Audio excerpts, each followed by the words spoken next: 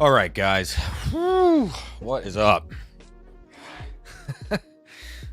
So sorry about being late. Kind of been a busier day than I thought it was going to be, which is cool. But, oh, did not mean to pull that up. What did I do? There we go. I need to go here. There. All right.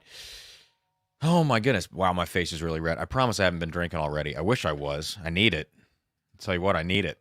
But,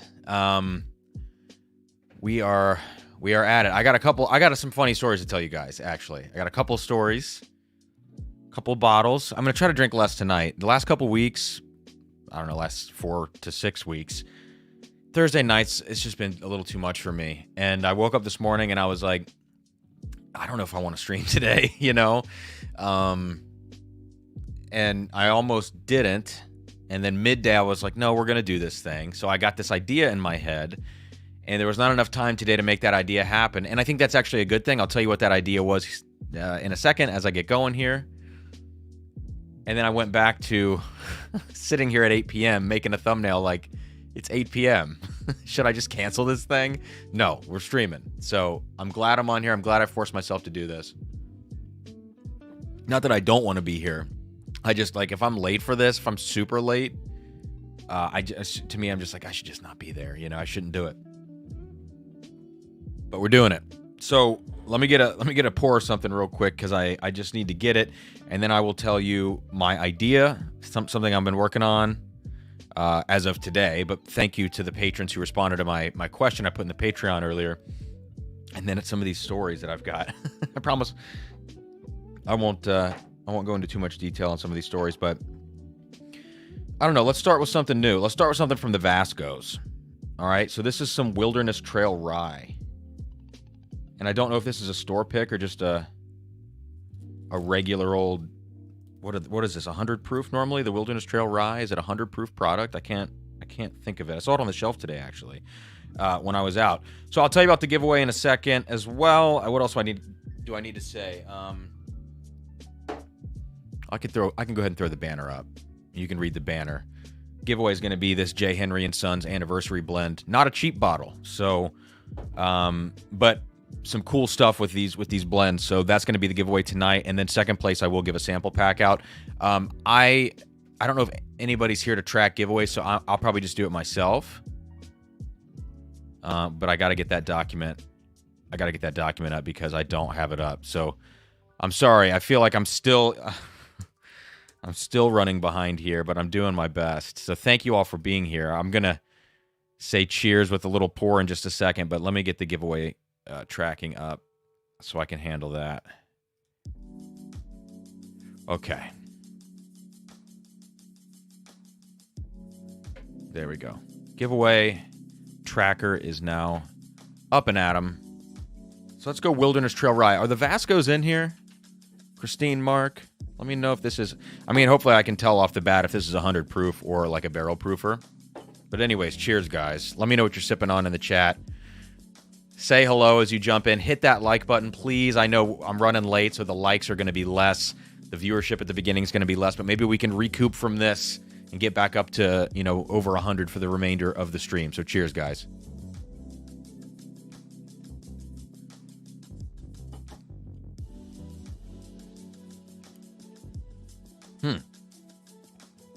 All right, lots of dill on that. Lots of dill on that Wilderness Trail. Let me go run and grab my heartburn meds.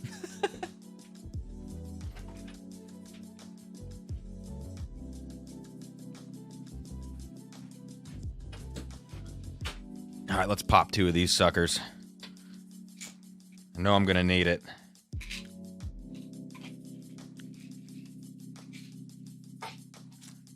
Good deal. Okay. Zayfoid or Zafoid FPV says, let's go. Thought for a second we wouldn't have a stream tonight. Me too. I thought that a lot today. Late cam is better than no cam. Thanks, Roy. And my mom coming in here with some advice from... that. I mean, every band director says this, but, shout out to John Merritt, my percussion instructor in high school. Michael S., good evening, all you wet and cold American whiskey folk, raining cats and dogs here in NorCal. Oh, wow. I love NorCal, though. What's up, Toshi? Good to see you. Unifpokes in here, David. Shauna as well. Lots of familiar faces. Jay. Big 11. Big 11. Eagle Rare tonight. Nice. That's usually I start with an Eagle Rare store pick, but not tonight. I'm going to get into this Wilderness Trail. May as well make the first sip of the stream something that was kindly, donated. Give a little mini review here up front. Patrick, have a pour of the J. Henry. Nice. Patrick, which one? Do you have the LE or the La Flamme? What do you got? Shauna's got a Four Roses single barrel. Just one of the most underrated bottles, I think. Just a straight up single barrel, not even the barrel proofers. JTS Brown for Marshall. Reigning whiskey, sipping some regular old BT. Not a bad thing. Not a bad thing at all. Toshi. I haven't had the cognac finish, J. Henry, but definitely going to get into the Armagnac finish tonight, which, as you can tell from this bottle of last year's edition, I like this stuff. I like this stuff a lot. I had to stop drinking that so I could save enough of it. I do have a backup, but, I'm going to save that for a rainy day. Daily, annual, weekly's not drinking tonight, sticking with the sticking with a little sweet treat. Having an EC small batch. Nice, Brian. Again, highly underrated. Patrick, I'll get it, Patrick. I don't think we'll have we might have a bunch of super chats tonight, which would be really great, but, a lot of people don't know the J. Henry portfolio, and so they might be a little hesitant to super chat. I know I like to imagine that super chats are 65% supporting the channel, 35% to win a bottle, but it's probably more like 75% to win a bottle, to be honest. And I totally understand that. So, anyways, Jay, thank you for getting us started on the super chats. Cheers to you, man.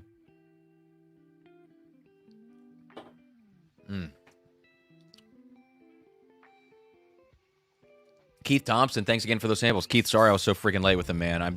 I appreciate your patience and hope you'll forgive me for that. But I got you, Jay. Aiden, I came out of the basement, man. I took my meds, as you said, and Aiden had a pretty funny comment on the Bourbon Junkies video from today, so cheers to that, Aiden. Okay.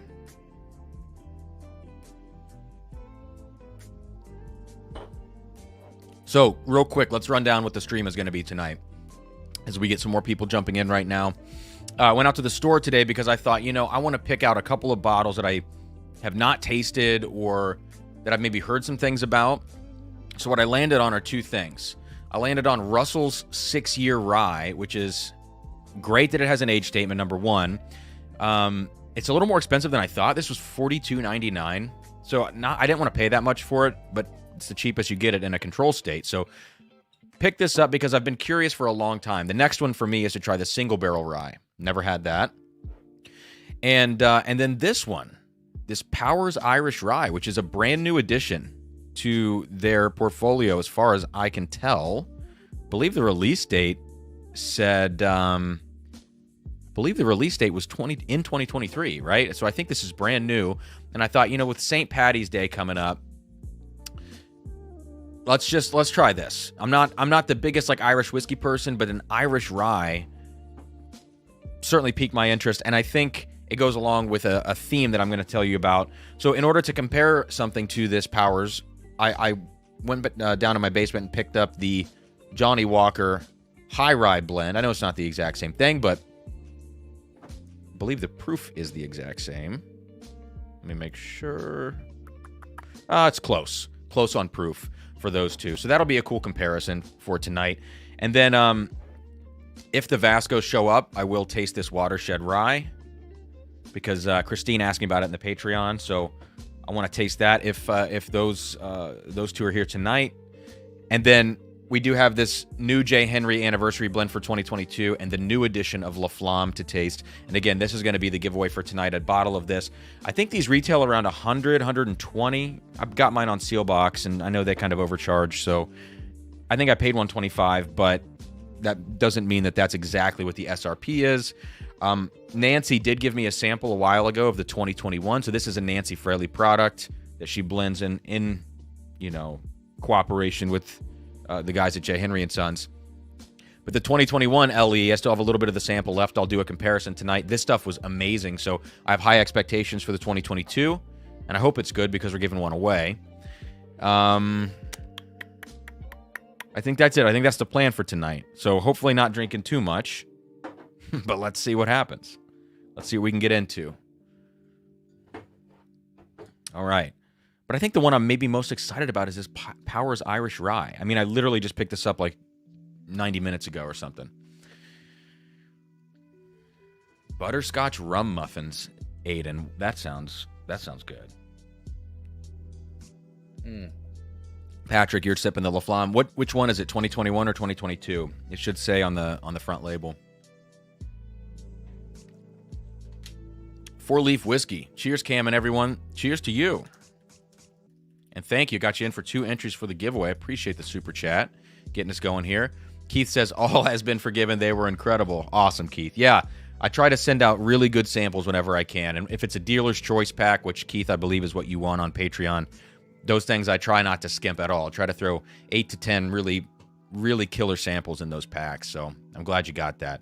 Matt Porter, what's up, man? Good to see you. Matt, I'm going to tell everybody how I lost my AirPods on here. The ones in my ears are new as of today.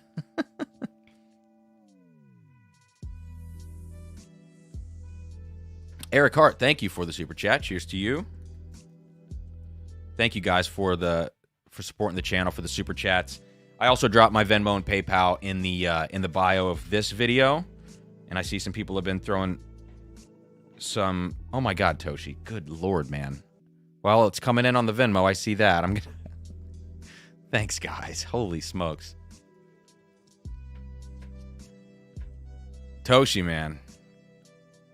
Incredible. So I got you in for a lot of giveaway entries. So 12 giveaway entries total between the two. Thank you, man. Toshi, you guys sent me 50 on Venmo. Holy smokes, man.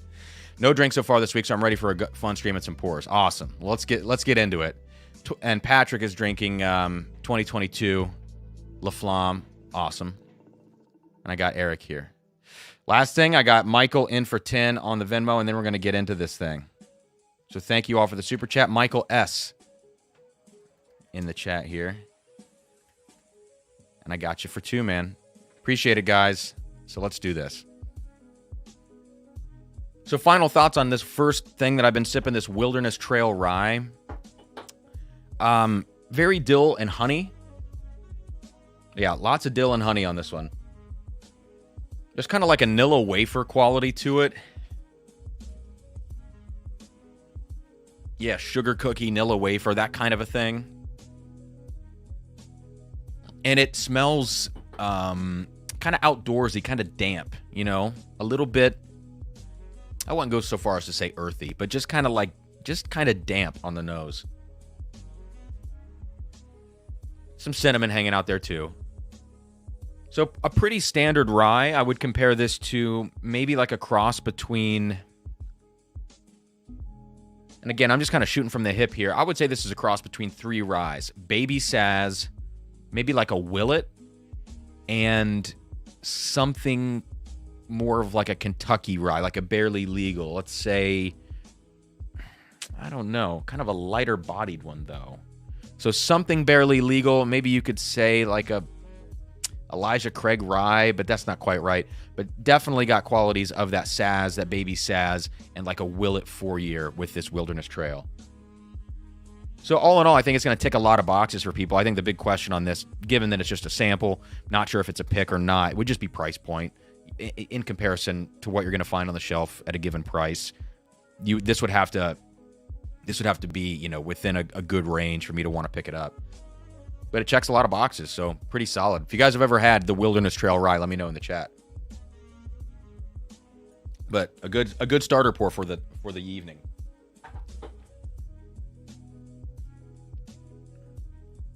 Very cool. Jeffrey Wack, what's up, man? Whiskey Dude is sipping some uncut, unfiltered. Nice. And Amy, good to see you, Amy. I'm glad your boxes got there all right. It looks like everybody's stuff, I think everybody's stuff has been delivered except for David Babcock, who lives so far out west that it's going to take a little while for that Larceny C922 to get to him. But that's okay. Cheers, Saucy Shane. All right, so what are we going to get into first? I think maybe the Russell's Rye seems like a good place to go from the Wilderness Trail. Probably going down in proof, but that's okay. Solid cork pop there.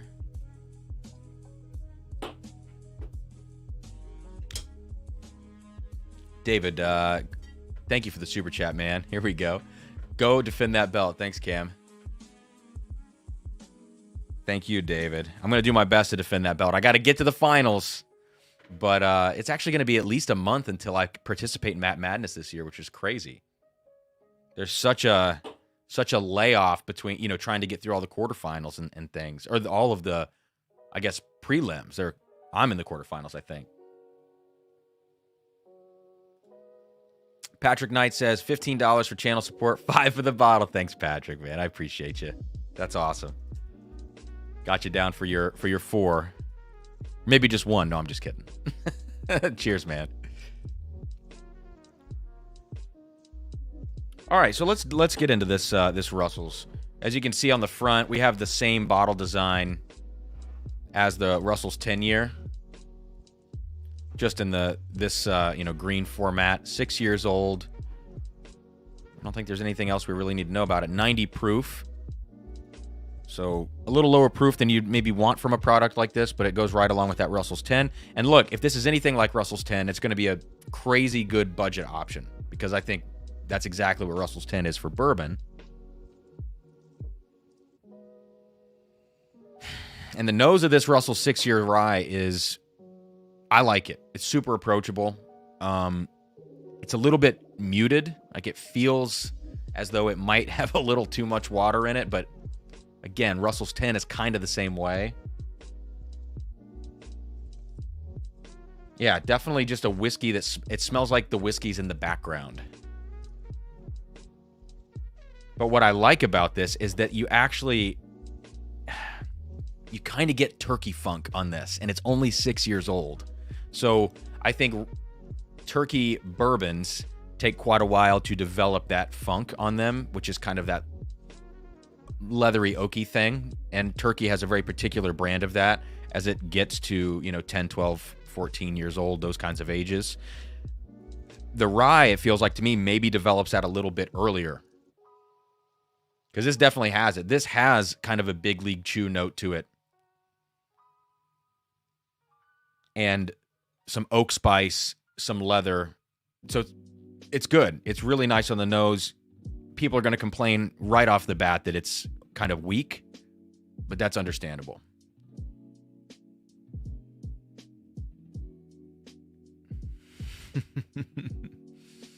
Dennis Rothschild, what are your thoughts on the Blood Oath Pact 8? I think I got rid of mine, so that's not a good sign, I guess. No, I think the Pact 8 was the Calvados finish, if I remember correctly. And I thought that that particular batch had a lot of notes that reminded me of a peanut butter and jelly sandwich. Like, the Calvados is going to provide a lot of fruit elements to it. And the older bourbon in the mix is also going to provide, maybe some dark fruits, some stuff like that. A little bit of chocolate as well. But the younger whiskey, I would imagine at least, is what's contributing to like the peanut butter notes and a little bit of like the pie crust type profile that accompanies that in the Blood Oath Pact 8. And honestly, I just felt like the balance was off. I think with the Blood Oath stuff, my big issue with it, I don't even know that I've had one that I've loved. Pact 7 was good. I think Pact 7 is the best that I've had, but I haven't had more than 3 or 4 of them.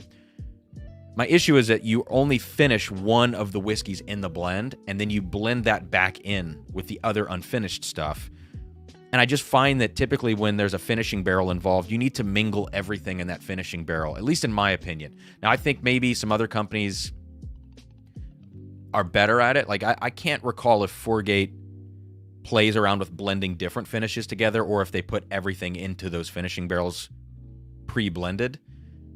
I can't remember. Maybe you guys can let me know in the chat if you're familiar with the Foregate process. Foregate to me does some of the best finished whiskey on the market.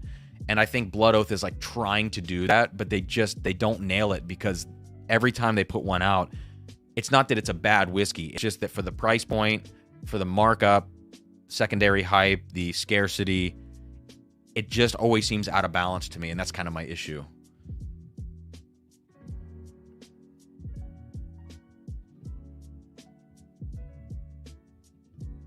Yeah.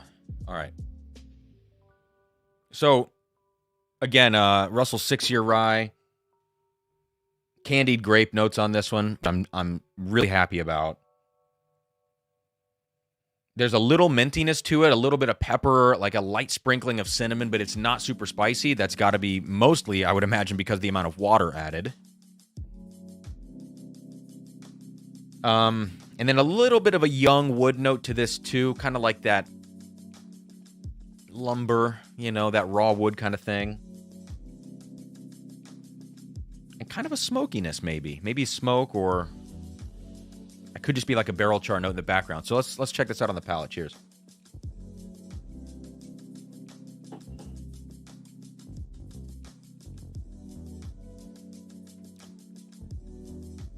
All right, interesting. Keith Thompson, man, I just got your Venmo. Let me get you in here. In for 4. Thank you, Keith. My goodness, man. I appreciate it. UM Big 11 says, after drinking ECBP earlier, my Eagle Rare tastes thin. Oh, yeah. Well, that's that's for sure. Yeah, you got to do those in the reverse order. The Eagle Rare is not going to stand up to that ECBP. Man, I was drinking some A117 last night, and I cannot get over how good the A117 batch is. Ugh. I overpay for them, but I think it's worth it, to be honest. Toshi, I agree here. Yeah, pack date is fine. Not amazing, just fine. Good at MSRP. And yeah, if I saw one at MSRP, I might consider picking it up even still. At that point, though, I probably would just trade it away. But definitely not anything over MSRP. Chris Bruce got your samples today. Good to hear it. Thanks. How did the concert go? Concerts were good last week. Yeah, I think concerts were good. So, pretty cool piece that we had the chance to do Mahler's Ninth Symphony.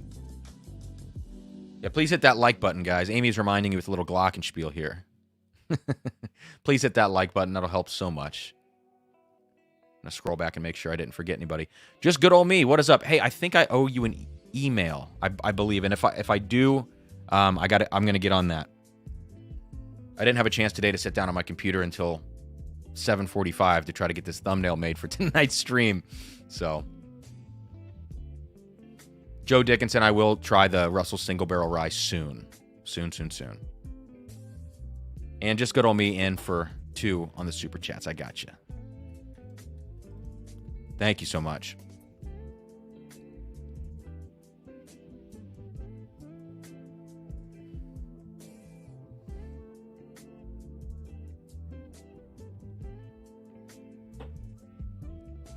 All right.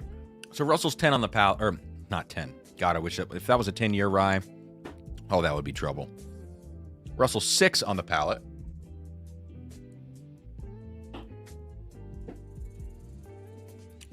It's really, this is like a bourbon drinker's rye. If you're somebody that likes to drink Buffalo Trace products around that 90 proof, even around 100 proof, E.H. Taylor, small batch, if you like just standard Buffalo Trace, stuff like that, Blanton's, I think anybody that's into that profile, the honey forward profile, with some of the dark fruit notes, is going to love this Russell 6-year. I mean, it is a little pricey for what it is at $42.99 in Ohio, but what I'm getting right now, it's not super complicated, not a super complex whiskey, but there are just flavors in here that subjectively I adore. So anything with dark fruit, this has a little bubblegum note to it. Maybe Big League Chew is a better way of putting that because it's not necessarily bright. But it's got a little bit of everything. A little bit of age, a little bit of dark, a little bit of spicy. Definitely some sweet notes in here, some honey. I'm a fan. I think I'm a fan of this. There's a reason it's overlooked. I think the biggest reason is going to be the price. And 6 years, people might think, oh, that's not old enough. This thing drinks over 6 years old. I really do think.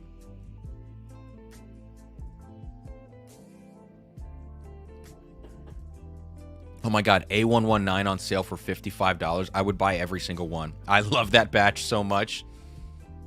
I don't find them on, local secondary any less than $125 a bottle, which is crazy. Kelsey Dime, what is your favorite finished whiskey? That's easy for me. That's Chateau de la Baude, batch 1, not that trash batch 2. No offense, but offense. Yeah, batch 1 easy, and that's kind of unfair. That's kind of an unfair whiskey to call out. So if I had to go with a different one, well, it's probably going to be a cigar blend, Magnus. And other than that,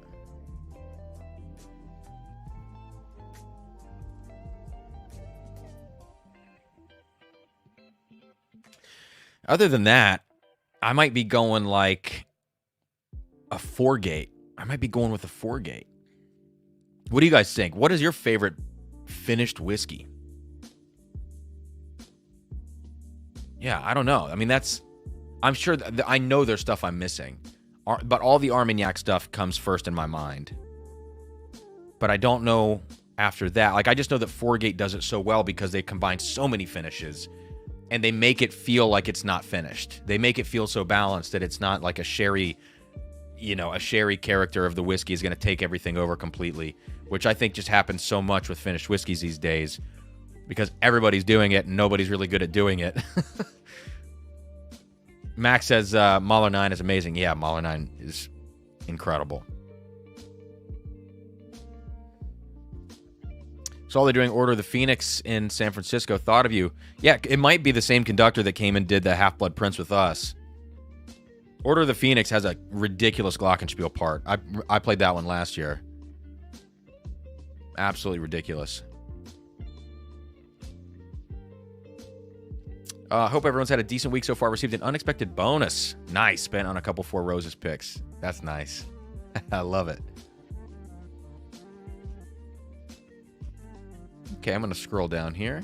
Mike Whitaker, thank you for the super chat. Keep up the great work. Enjoying a Glendrow 15 Revival. That is an awesome bottle, Mike. And do you have a newer one, or do you have one of the old ones that is actually over 15 years old? I think I've got one back there that is, I don't think it's 15. I think it's like 18 because of the distillation, when the distillery shut down. So I'd be curious to know, man. 4-gate says Derek. Turkey Revival. Okay. I don't think I've had Revival.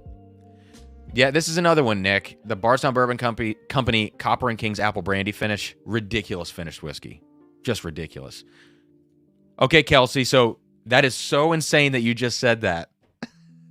Because right next to me is a sample that I wanted to taste on this stream, and it is the Bull Run 13-year Pineau finish, okay? So we're going to do that next. That was an unexpected one. I did a did a trade the other day with a guy locally here, and he brought this sample for me. So, Chad, if you happen to watch this, I'm going to be tasting your sample right now. This Bull Run 13-year Pineau finish. I don't have the proof on this, but that's okay. Angels Envy Cast Strength, we've got to vote for that. Sagamore Sherry finish. Wheeler's Raid Toasted Honey Rye. Don't even know that distillery or that bottler.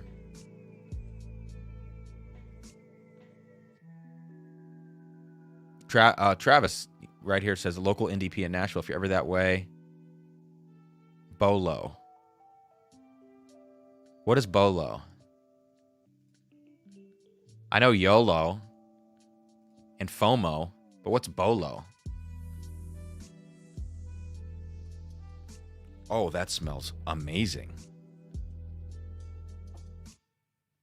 Oh, wow. Is that light whiskey? Kelsey, is Bull Run 13 Pinot is light whiskey, right?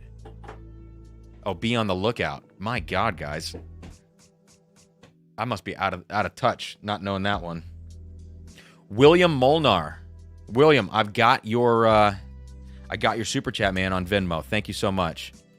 So shout out to William Molnar for getting 4 entries into tonight's giveaway. Appreciate it. Cheers to that. Cheers to that with a little Bull Run 13-year Pinot.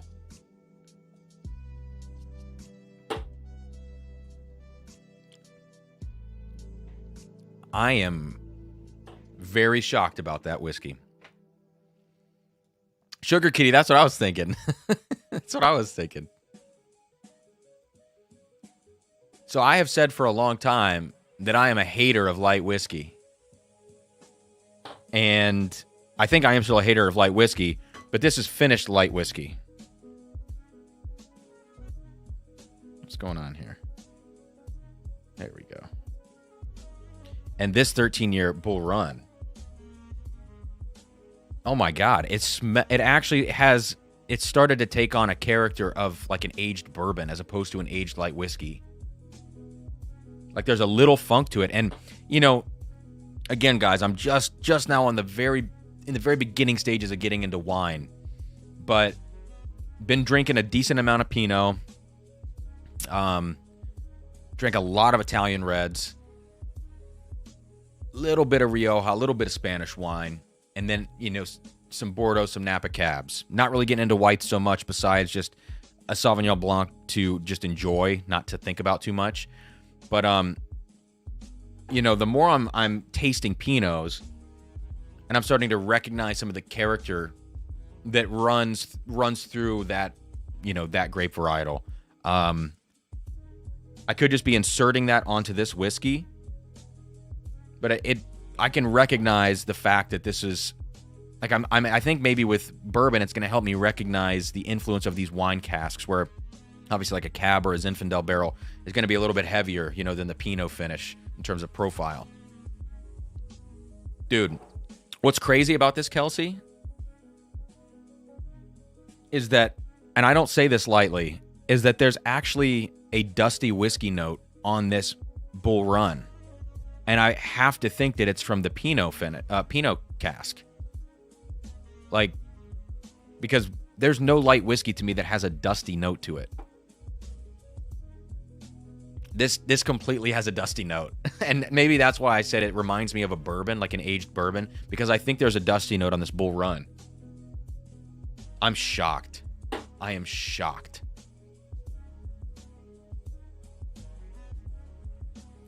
Mike says it's a newer 15 revival. Big Glendro fan. Hey, Mike, which 93 single cask do you have? Oh, crap. Mine's a 95. I've got a 95 single cask. It's a 19-year Oloroso butt. Great bottle. A little bit, you know, a little bit overdone. Very fresh Oloroso cask, clearly, but amazing.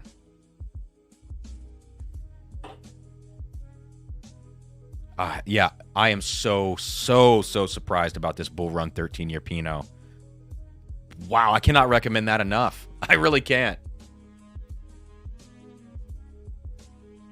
You do get a little bit of that sugar cookie vanilla candy shop thing that you get from just any old light whiskey. But the Pinot just deepens the flavors. It doesn't necessarily impart like an overt red berry character or cherry character or something like that, like a lot of wine finishes do. The finishing is managed very well on this. And I don't know if this is a single barrel or a batched product. Whatever the case may be, it's awesome. Wilmo says, Cam, wow, you got my last name pronounced correctly. I do my best. I feel like it's not that hard. I feel like that's just a sounded out kind of last name, you know? But I could see people getting that wrong, I guess. I know, Derek. Is this Cam enjoying a light whiskey? I never thought I'd see the day. But you know what? It's finished, so it's not quite your everyday light whiskey, I guess.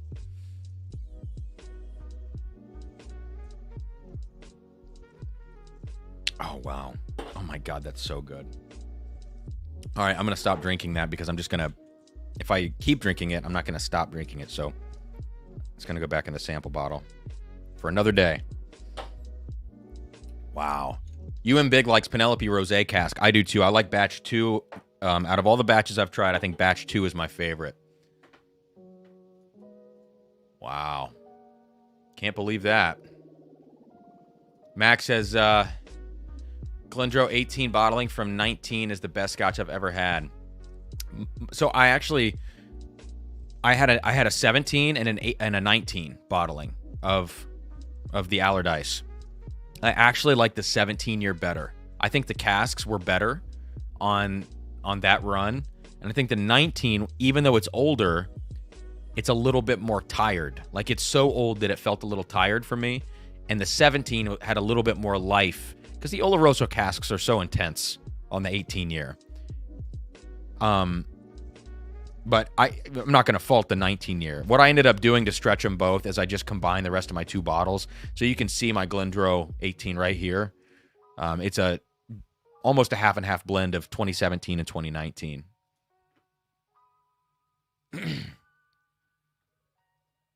Cameron Carroll in for 2. Thank you, Cameron. Sounds familiar. Cameron Carroll, gotcha, in for 2. From one cam to another, cheers. Haven't had too many finished barrels, but Nulu Toasted was very good. Some of the Nulu Toasteds are very good. I'm just not a big toasted guy, but they taste like breakfast to me. Nulu Toasted bourbon and rye, which is a little spicier, but the bourbon just tastes like breakfast. Waffles, syrup, sausage. Amy, what is the proof on those bull runs? You wake up 2 days later. Matt, I've had Old Carter American Batch 1 and Batch 5, and I hated them both. I mean, I actually still... Hang on.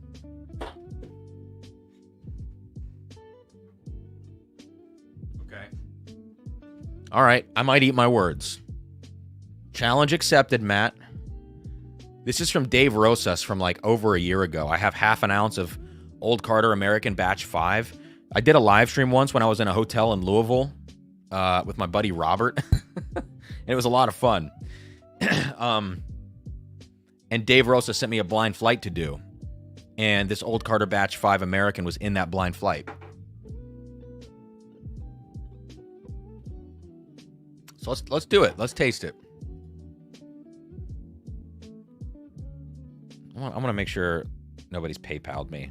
PayPal, for some reason, I don't get notifications for, so I may as well check it. Okay. Looks like we're good to go.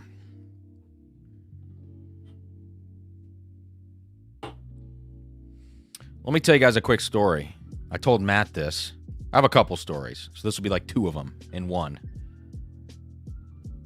Yeah. Well, yeah, okay. So I had to go to the doctor. I had to go to the doctor yesterday, I think it was. So I went on Tuesday. I've been having some issues with for years I've had these GI issues I've mentioned on the channel before. But from the very beginning of those GI issues, I started having issues with just the left side of my body in general, and only the left side. Left hand and left leg. Numbness, tingling, left leg. Nowadays, it just feels like there's like a balloon in my leg. That's the best way to put it. Like a water balloon filled up in my leg. Super sore. Inconsistent, hard to get a handle on. I've gone to the ER for fear of a DVT, came back clean, the whole bit, and still not sure what's going on. So I had an ortho appointment to go in and kind of just get it checked out, and they suggested, we should do a nerve conduction study on your leg and your arm. And we actually have an opening tomorrow, so tomorrow was yesterday. So I go into the office yesterday to get this done. And it's where they have to shock you and put needles into your muscles and check things out. If anyone out there is a doctor and you know what I'm talking about, sorry, I'm not a doctor.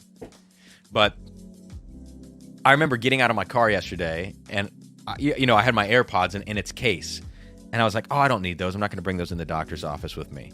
So I really thought I unplugged them from my charger and left them in my car. Well, I must have instinctively put them in my jacket pocket, all right?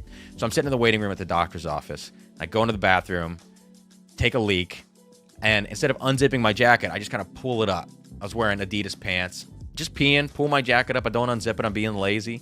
And then I just kind of like readjust, and I like pull my jacket up a little bit more, and I just hear plunk. And I look down, and like audibly, like out loud, I go, are those my fucking AirPods?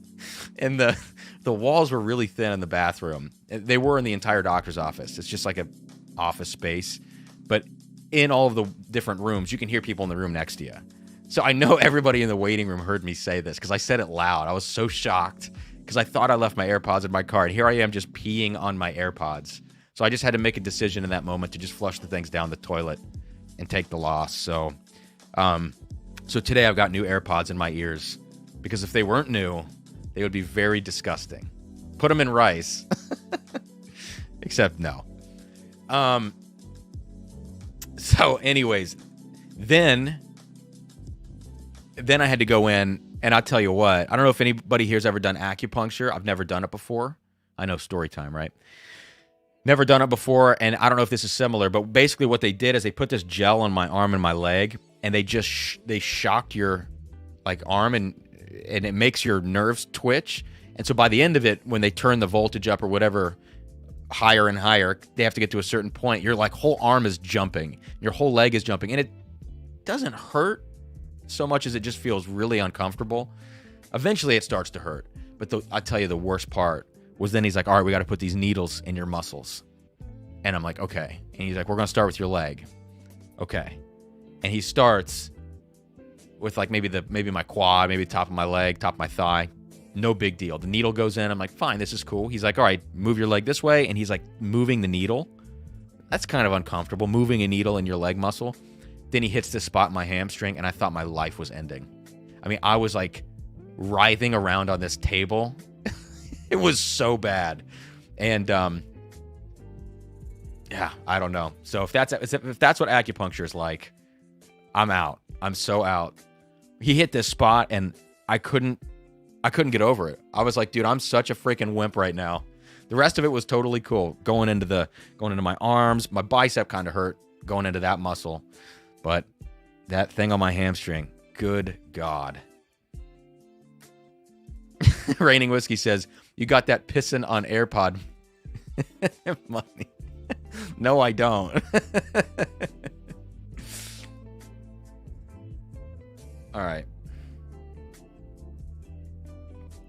Jay says, Cam chicken legs, the doctor probably hit bone.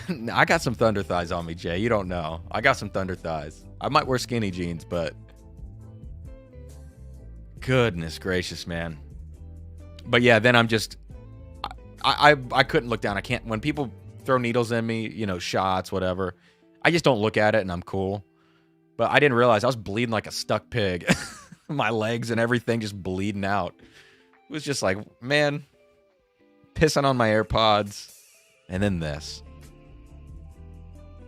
Anyways. Pea-pods, says Jeb.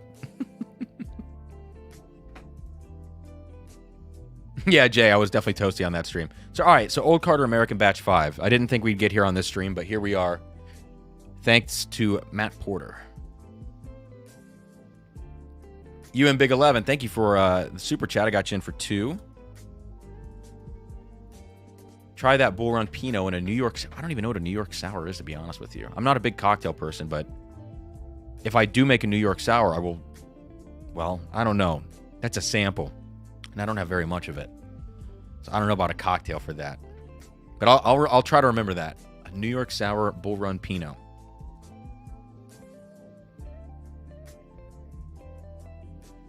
Okay. Yeah, so the Old Carter American Batch 5... To me, it just smells like... It's not terrible, but it just smells kind of sour. It smells like sour apples, but... Like, sometimes light whiskey... I don't know if you guys ever get this on a light whiskey. It smells kind of like bitter, sappy, like fruit, something like... It smells like, the best way I can put it is it's green. It smells green to me, but not in a good way.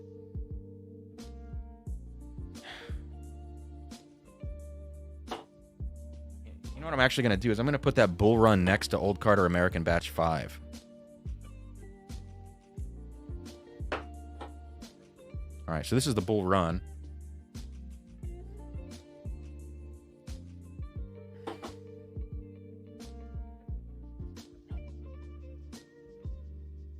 Yeah, it's not even close to me.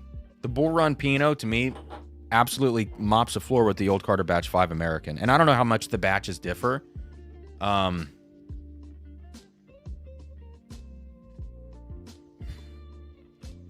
It's crazy. The Pineau, the Bull Run Pineau actually has, like, dusty whiskey / Armagnac notes on it. I can't believe it. Old Carter Batch 5 just smells like light whiskey, you know?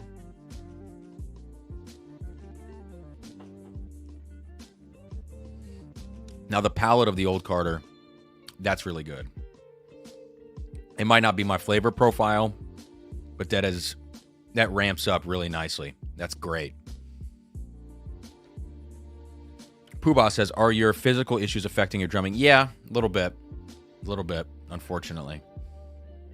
But, I'm doing the best I can with a lot of that stuff. Let me see. I think one of my AirPods is dying.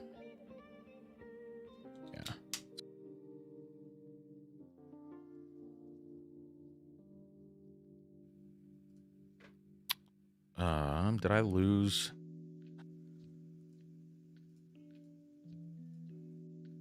Okay, there we go. Sorry, I think I lost some stuff going on here. My music and my mics and things I think just got a little bit messed up. Let me see what's going on. I guess you can't unplug your AirPods or take them out of your ears or it'll stop on here. Okay, I think we're good. Yeah, the Old Carter to me is just, I think maybe it's just subjective. I'm just not a light whiskey fan, and there's nothing about this beyond it being a light whiskey that redeems itself for me. The palate's really nice.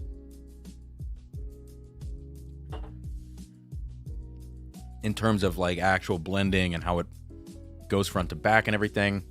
A lot of strawberry notes on that, light fruit. But this Bull Run Pineau to me just easily wins. Easily.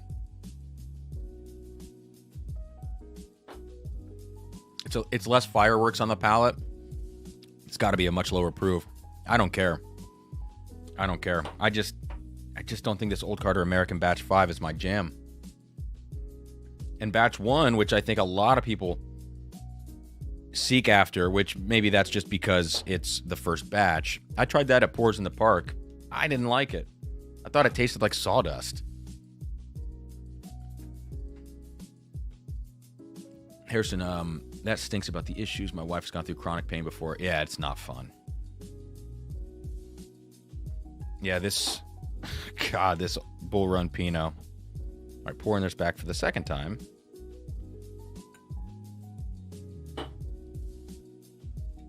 So Sarah and I were out looking at houses today, looking at some new builds, just like model homes and stuff.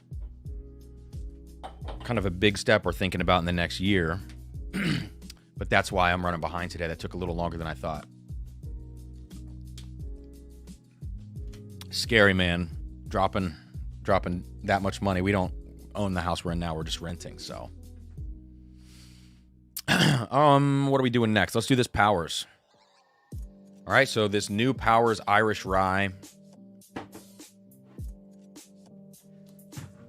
Just a quick reminder, after this Powers, I'm going to be tasting the new J. Henry & Sons 2022 limited edition anniversary blend. Only 1,500 bottles made. All right, and I'm going to be giving one of those away. This is tonight's giveaway. Every $5 in Super Chats gets you an entry to win this bottle. And second place tonight, I'm just going to send a sample pack of the J. Henry stuff, maybe the Powers Irish Rye, and then I'll throw in some other cool stuff, all right? It's kind of like half dealer's choice, half pours from this evening's stream. So that's what we're playing for tonight. And a big thanks to everybody who has already donated Super Chats, whether PayPal, Venmo, to kind of avoid the YouTube fees, or just regular old Super Chats. Of course, I'll put it up on the screen, call your name out regardless. And last but not least, last plug, hit that like button. Please and thank you. All right, Irish whiskey time. Look at this bottle, by the way. Beautiful looking bottle. Look at that. I just love it. I think it looks great. A fat pour. Not intentional. I was watching it on the screen, not in real life.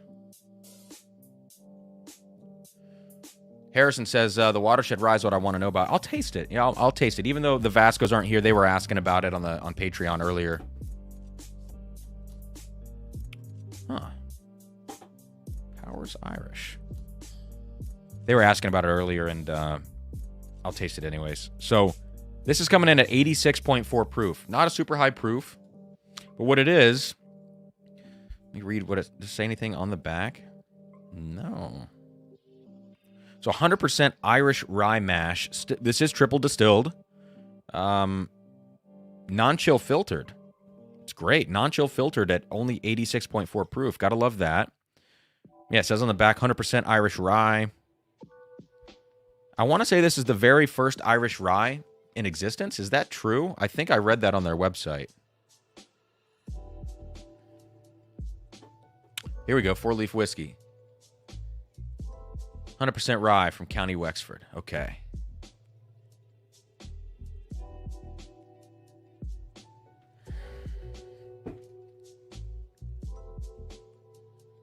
This is an interesting nose for an Irish whiskey.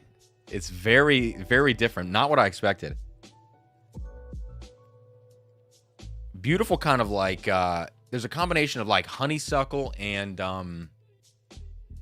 I said this earlier from something else, but this one's like, it's like honeysuckle and like cotton candy / bubble gum. Yeah. Golden pears, kind of like sour green apple.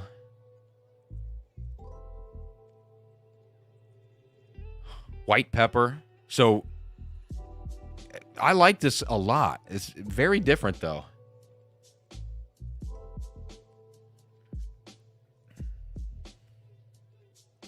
Oh, wow. This rye was grown at Cooney Furlong Farm in County Wexford. It's created based on historical mash bills at IDL, but it's supposedly the first 100% Irish rye. Bananas. I get bananas. Oh, that's a great call out. Yeah. Jeez, I don't know how I missed that either. Yeah, I feel like to me that like cotton candy or bubblegum note kind of mingles with that banana. Really, like to me, there's a lot of candiedness to this. It's very cool. I think bourbon drinkers, rye drinkers would like this stuff. You know, I mean, they already kind of gravitate more towards Irish than they do Scotch. But in this case, I think there's going to be, like, especially as like a summer drink, this is like a beautiful summer drink in my opinion. Wow. All right, I'll come back to the nose, but I want to taste this.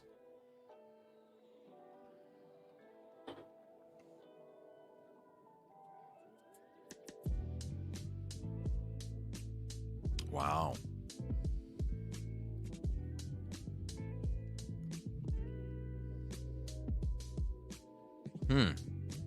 Some sort of cookie quality to this. Like, I don't know. I called out gingerbread recently on a whiskey. It's not gingerbread. There's some sort of like cookie quality to this, though. It's got that texture to it even on the palate. What's up, Christine Vasco? Just in time. I'm about to taste the Watershed Rye after this Powers Rye.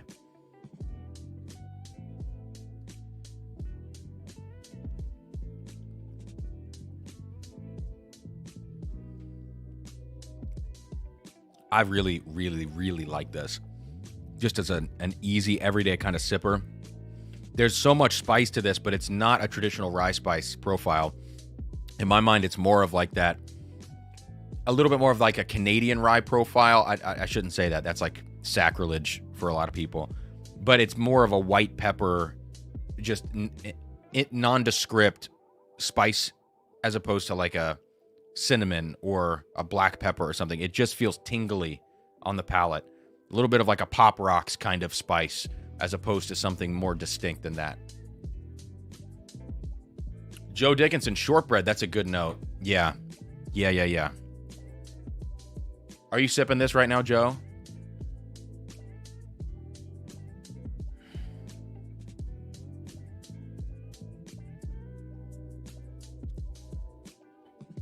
ABV on the Powers, 86.4.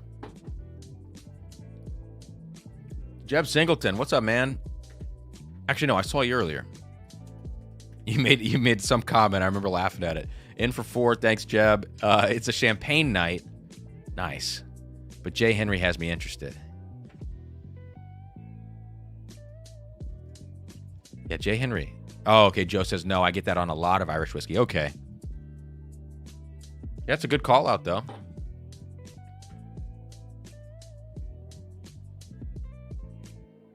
All right, let me check chat here. Scroll up a little bit. All right, I think we're good. And we're good there.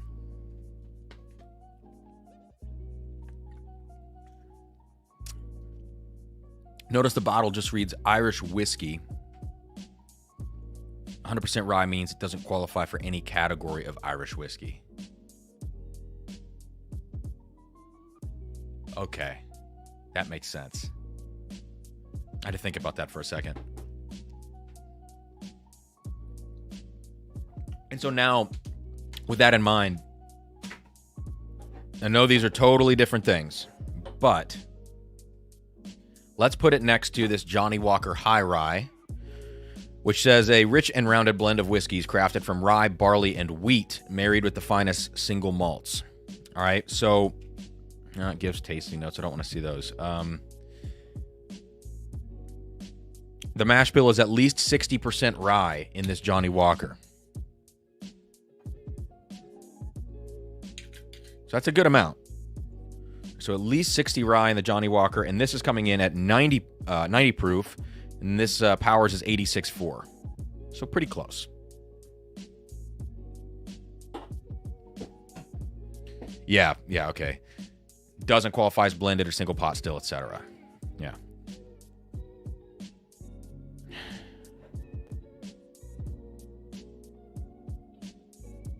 Wow, those could not be more different. Yeah, the Johnnie Walker High Rye, actually there's a little wisp of peat in the background, a little smokiness to it. It's honestly coming across more as like a graphite kind of note than it does distinctly smoky, but I didn't recognize that on this Johnnie Walker when I've tasted it alone because it is so faint. But this is a little bit more toffee, a little bit more, it's a heavier profile, which you would expect from a Scotch. Kind of juicier yellow fruits in here, I guess, maybe. And then that graphite, almost nearing on smoke thing.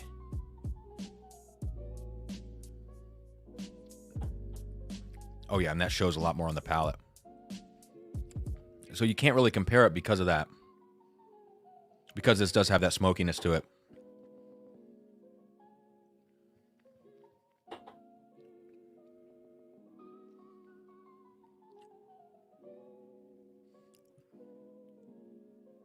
The Powers is just bright, clean, fruity, sweet.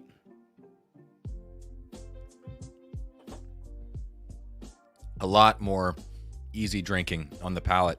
The Johnnie Walker High Rye has bumps along the way. It's very that graphite note, I can't get away from that. It's just got this feeling to it. So that's going to be like the Johnnie Walker High Rye. You're only going to like this if you like that smokiness. If you are a Scotch drinker, or maybe someone that drinks American whiskey, that you're not scared of a little something like that. The Powers, this is just a general everyday, like, great starter whiskey for anybody, I think.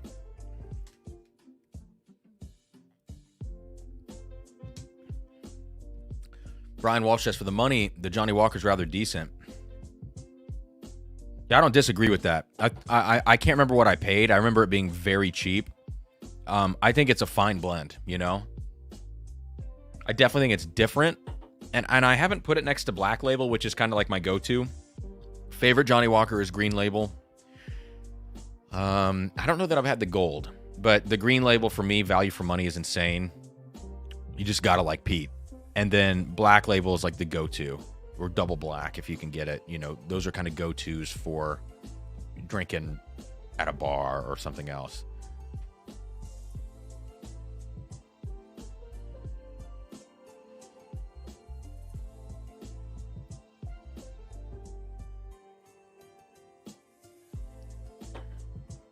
Yeah, I dig the Powers. I dig it. All right, Shauna. Shauna is in the mix. Got you in for 2. Thank you so much. Just Good Old Me says, enjoy pairing Irish whiskey with a Cuban Trinidad cigar. God, I wish I knew more about that, but just not a big cigar person. And I've got $10 on the Venmo side of things from Christopher Casca. Let me get you in, Christopher. In for 2. Appreciate that. Appreciate all of you guys for your super chats. And I think it's time to move on to this J. Henry and Son stuff. After a quick detour, again, sorry, another detour. But at least we got through the Powers, which if I haven't said it, highly recommend the Powers. I think this stuff is pretty darn cheap. 30s? Is it in the 30s? Low 30s, maybe? Or at 30? In Ohio. I can't remember what I paid for it today, but I remember looking at it going, wow, that feels cheap to me. So, highly recommend. If you see this, do not hesitate.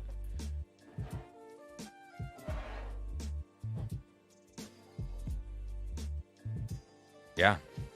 Nice.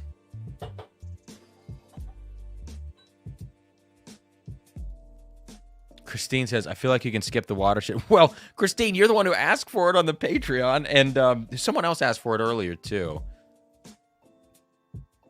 So who asked for it earlier? It wasn't Raining Whiskey. It was Harrison. It was Harrison Giuliano. Whiskey Dude says, Green Label has peat. The Green Label that I've got in my basement is super smoky. Like, super smoky. Yeah, I mean, maybe I might be remembering something wrong right now. I haven't drank Green Label in probably a year, but to me, it's not so much like, it's not necessarily like Isla level peat. That's not what I'm saying. It's just the fact that, well, I'd have to taste it again to kind of give you a better description of it, but I remember it being just an intense Scotch. I think the ABV's higher on it, maybe. There's other factors to the Green Label that I remember going, wow, that's exceptional. So I shouldn't be talking about it, I guess, right now if I actually can't pull these facts out of my head or taste it for you, which it's downstairs buried in the basement, so I'm not going to go grab it.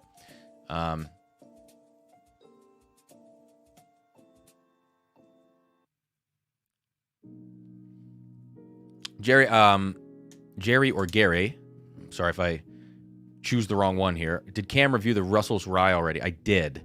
I liked it. I thought it was a little overpriced, $42.99 in Ohio, but I really like it. I think it's a great option, especially for those folks that like Buffalo Trace products. And actually, it has a little turkey funk on the back end and older notes than you would expect from a 6-year rye. Harrison says, green is their smoky one. If you want to skip Watershed, I'll live. I need to buy one when I get to Columbus next, LOL. Yeah, I might taste this Watershed at a different time. I think I'm planning on making a video for it. I just haven't tasted it more than once, and I think we should move on to the J. Henry and Sons.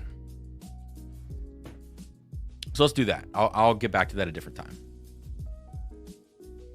All right, let me do a few things. Excuse me.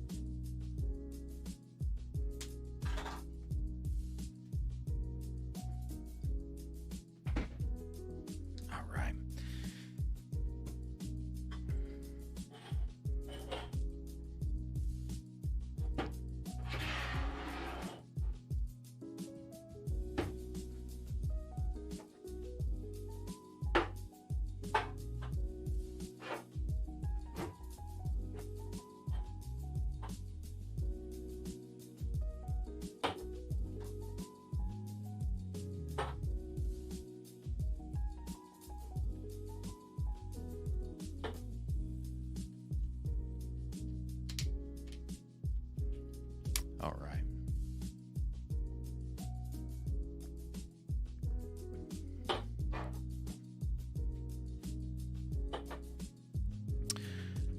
Okay, it is time now to get into this J. Henry side by side. Tell you about the bottle that I'm giving away tonight that I hope is good. Hope it's good. I think it's going to be based on last year's. So here we go. Let's do jazz. Let's do jazz.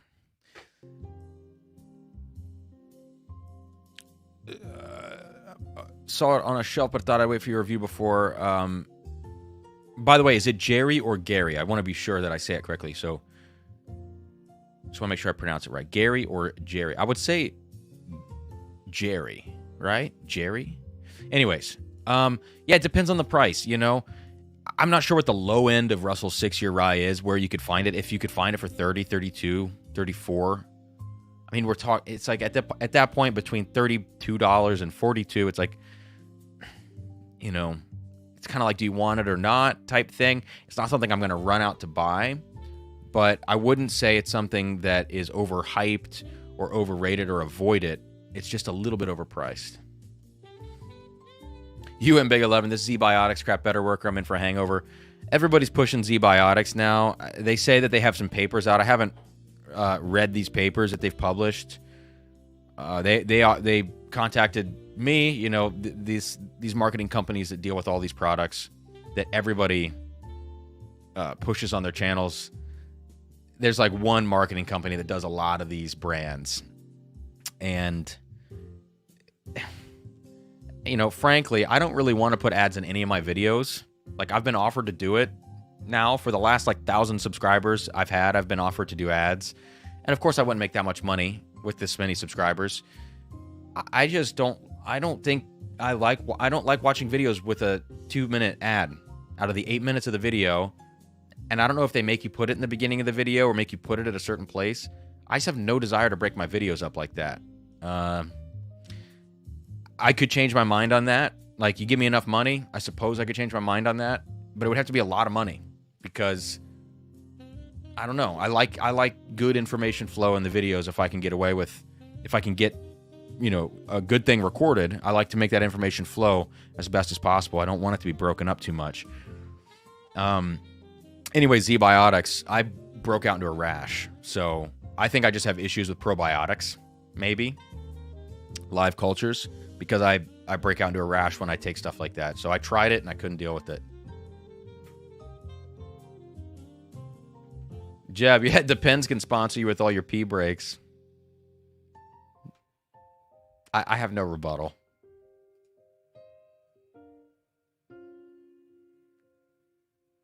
All right, Ari. All right, Ari. Joe, you're killing me, bro. I can't put on Miles. I have to put on royalty-free music so that I don't get demonetized.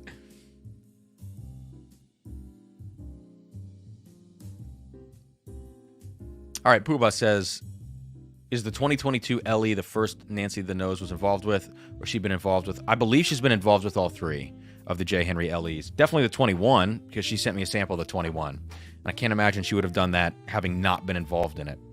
All right, so I'm going to pour all of these out right now.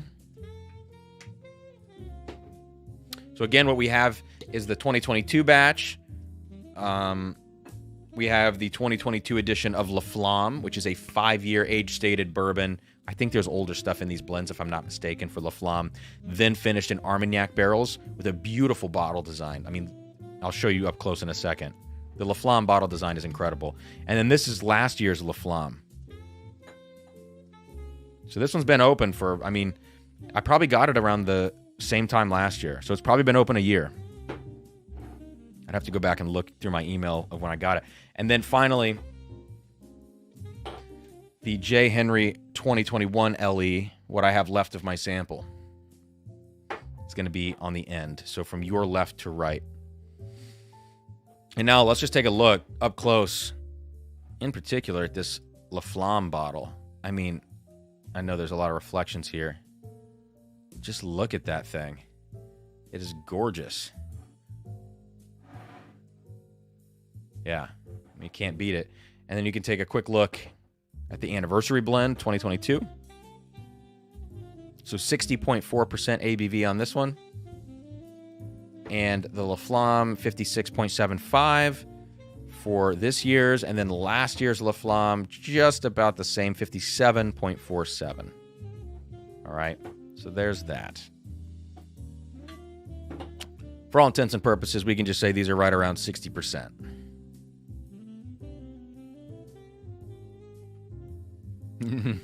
Ari says hair of the dog works better. Miles Teller from Whiplash then.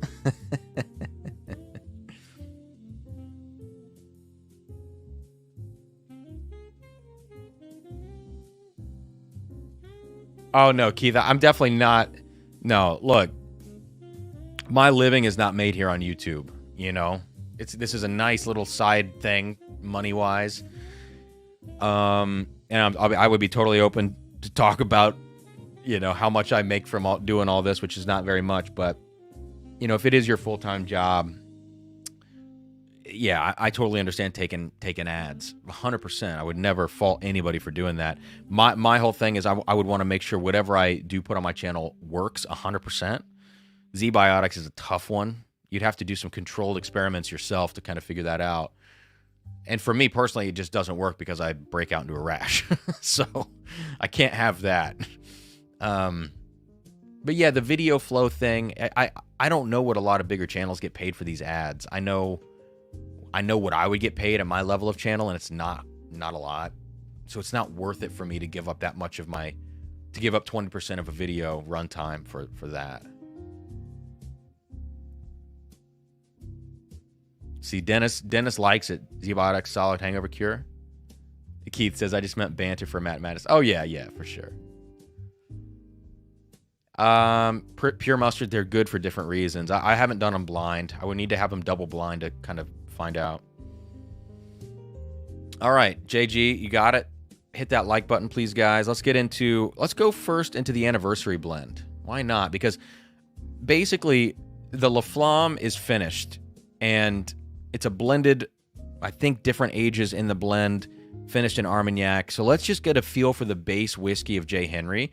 And this is not just any old base whiskey for J. Henry. This is the oldest stuff. I believe this is going up to 9.5 years old. Let me see. J. Henry 2022 Limited. It is sold out now on Sealbox. It's between 5 and 9.5 years old. Yeah, between 5 and 9.5 years old. So it's definitely the oldest stuff.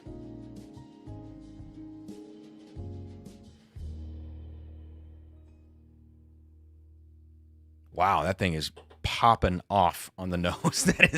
That is an intense 120 proof, basically. Yeah, 120.8. That thing is hitting, like, on my nose, like 130.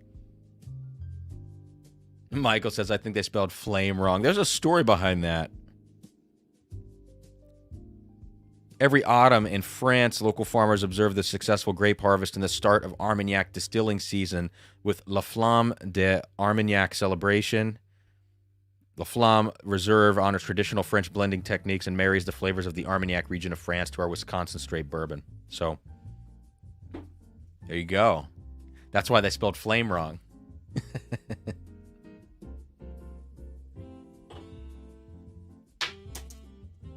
Whoops.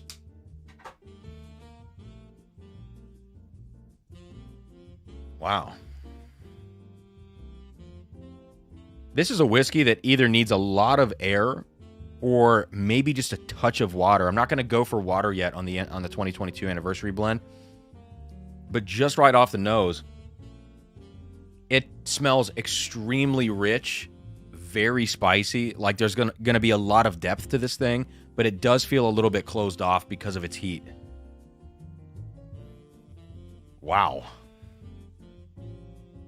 Like, to me, it's a bunch of dry, dark fruits, kind of in that fig territory. Wow. And I think something that I associate with Nancy is, well, actually, kind of all of these qualities of this. A lot of Nancy's products, I find a lot of dry, dark fruits in. I find a lot of aromatic spice, cinnamon, nutmeg, clove, cardamom, these kinds of things. This is all of that. It's got a little peanut butter to it, actually, too. There is a little nuttiness. Wow. But it's just powerful on the nose. So I'm going to taste it first and see, you know, if that helps me get into it a little bit more, or if it truly does need some water. All right. Wow.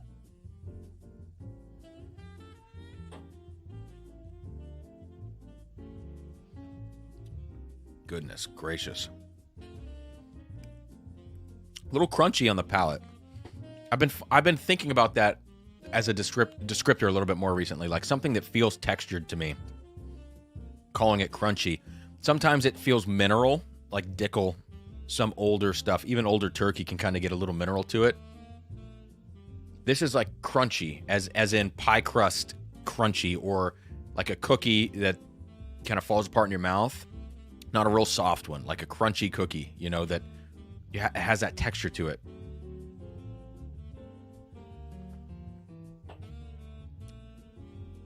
Wow.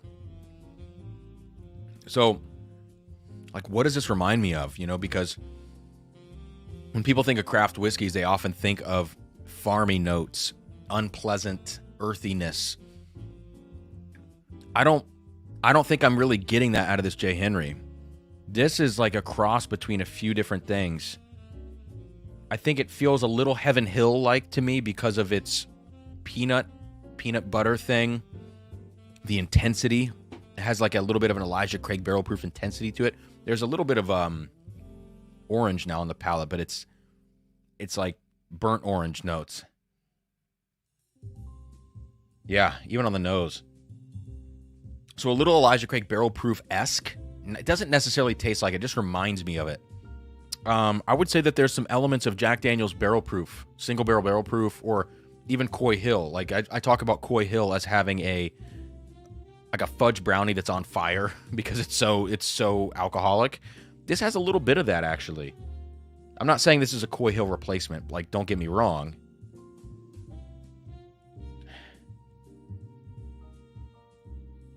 But there might even be a little banana on this. A little bit of that Bananas Foster.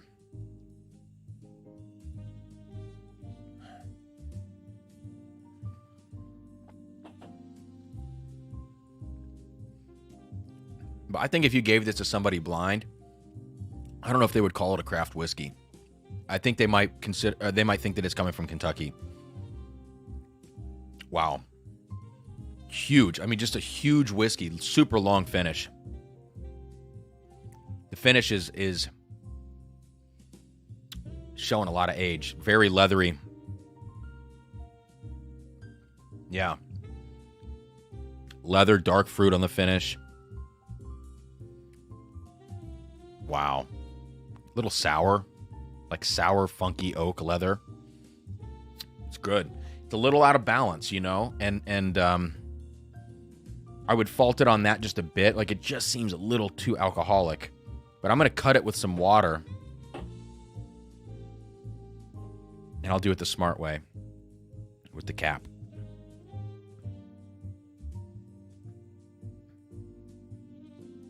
It's probably too much water. I always put too much water in these things. Can always even it back out.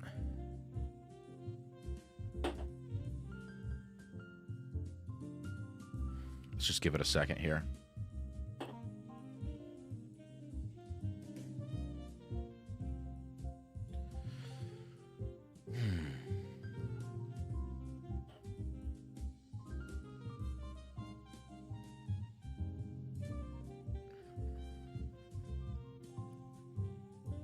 Oh, yeah. That was a smidge too much water, but I think it does need just a little bit.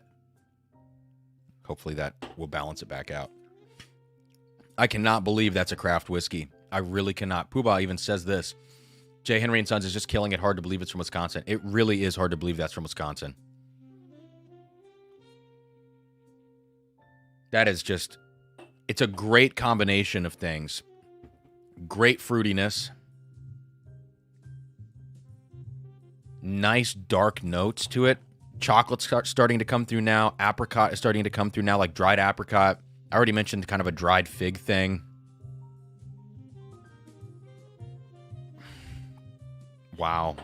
It's unique, if anything else.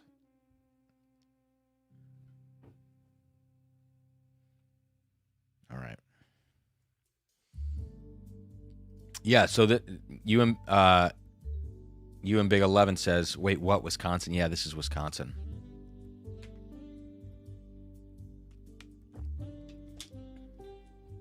So let's move on to La Flamme. We can come back to this. But that's a good foundation for kind of understanding what's possible with J. Henry and Sons. And now let's move on to a slightly younger blend, but a finished blend with Armagnac. And this is the 2022 we're going to do first.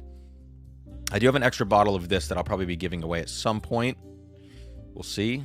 We'll see. I'm either going to keep my 21 or my 22 La Flamme. I don't think I'm going to keep both. So tonight we'll determine which one I keep, selfishly. Le fromage.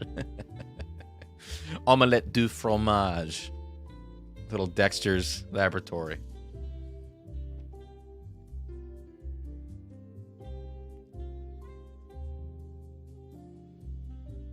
Wow. Okay.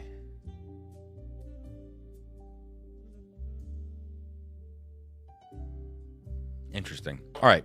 So 2022 La Flamme.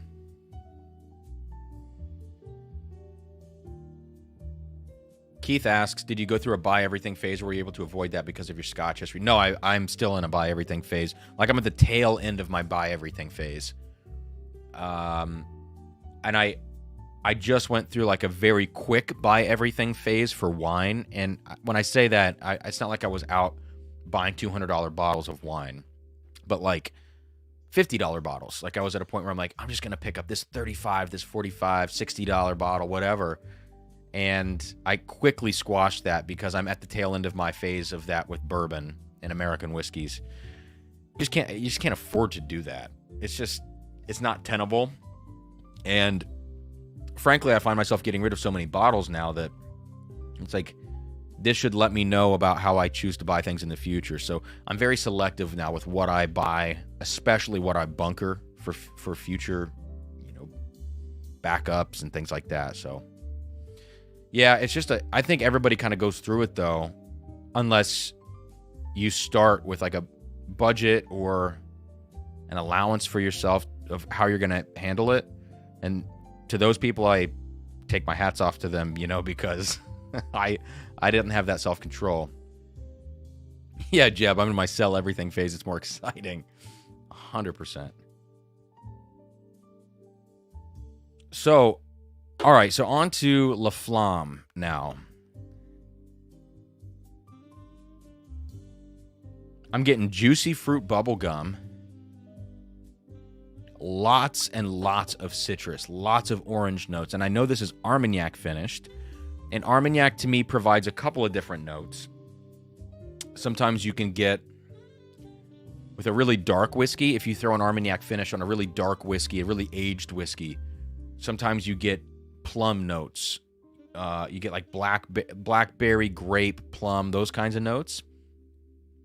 If you throw it on a younger or brighter whiskey, sometimes Armagnac will give you like grilled peach notes. Yeah, honey drizzled peach, those kinds of things. A little bit of a brighter profile or a brighter addition to the profile. I would say this is coming through with a little bit of both because there is a coffee note on this whiskey.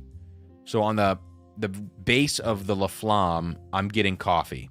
But everything else above that is telling me it's having that brighter impact from the Armagnac cask, which, again, like a grilled peach. In this case, a lot of citrus, a lot of orange going on here. Wow, but the coffee's coming through strong. The coffee note in this reminds me of Driftless Glen. I really like that. And I said juicy fruit. Yeah, the juicy fruit's kind of subsided now. That was just the first impression. As I dig into this more, that goes away a little bit. William Davilar, I'm keeping track of Super Chat, so I've got everything here on a spreadsheet in front of me.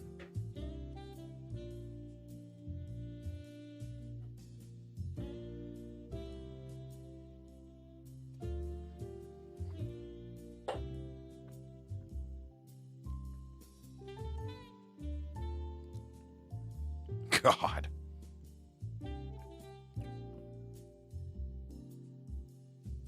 Wow. What is going on, man? My AirPods are freaking out.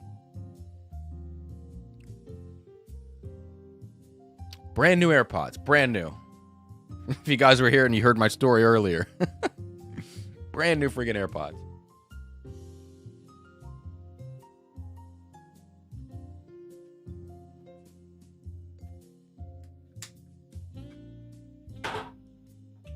All right.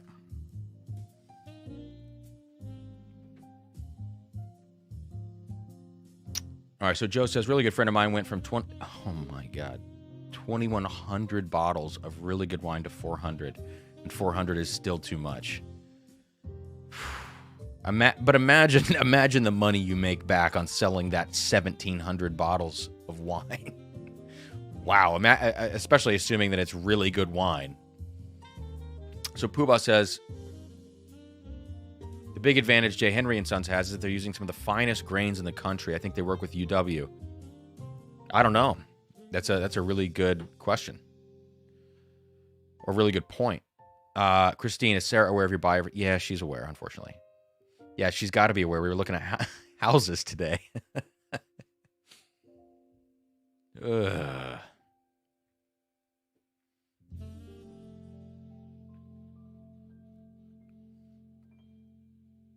Aries says, juicy fruit and tang. Tang. Wow, I haven't heard that in a long time.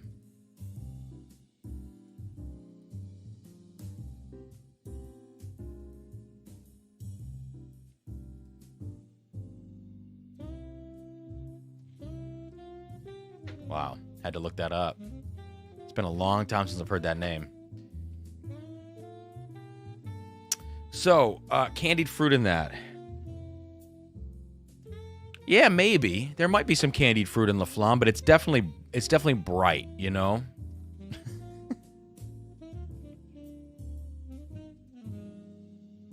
I'm trying to think of what it is, you know? I think La Flamme is a really complex whiskey. I don't know what this cost me on Seal Box, maybe $80 bucks. La Flamme J. Henry Seal Box. I'm gonna put it in Google. $89.99, and I don't think it was quite that expensive last year. I want to say it was $10 cheaper. That could be wrong.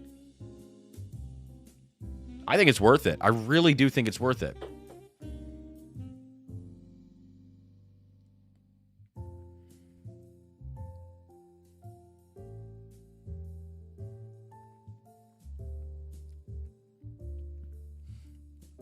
Patrick says La Flamme is around 130 plus at the gift shop tasting room. That's a lot. I mean, that's more than Seal Box by a lot.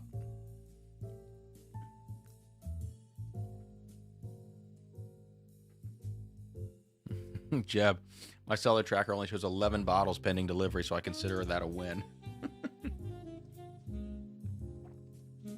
So who out there has tried this La Flamme, by the way? I want to see how it differs with the, with this 21 edition. Differs from this 21 edition. They are different. They are different. Now, worth pointing out that this has gotten a lot of air in the bottle and it's been sitting for probably about a year. And as it would be, expected, like the 2022 edition is coming off more aggressive. It's coming off with a little bit of more of a graininess to it, which is it's not coming off youthful, but the 21 feels rounder on the nose. Even more of that juicy fruit gum, I think, in here. It's a little bit sweeter overall and more refined and well-balanced feeling. Whereas the 22 is kind of brash, but darker with that coffee note on the back end. So definitely different.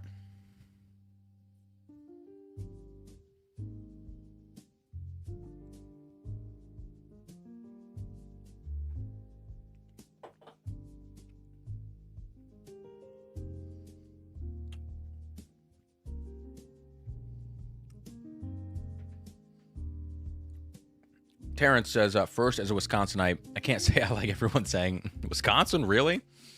Second, J. Henry Contract Distills. Okay, I've heard that they've contract distilled, and I wasn't sure about where that was coming from. A place called 45th Parallel. I'm going to look that up.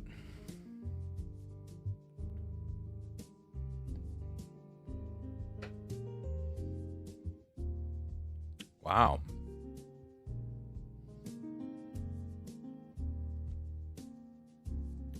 Interesting. Oh, here we go.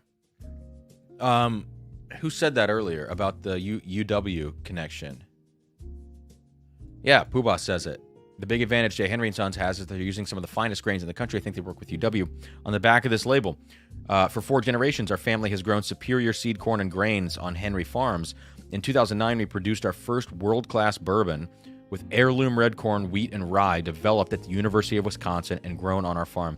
2019 marks our first decade of producing premium quality, internationally acclaimed bourbons in the introduction of this special expression, limited edition anniversary blend bourbon. Each anniversary vintage will be a carefully curated combination of our most exquisite barrels blended at cask strength to showcase the complexity and depth of our finest bourbon production and the unique terroir of our farm. Reward yourself and celebrate the fruits of your labor. So yeah, University of Wisconsin developed these grains alongside them. So that's interesting. Wow, that smells so good. Oh my God, the anniversary blend with a little bit of that water in there.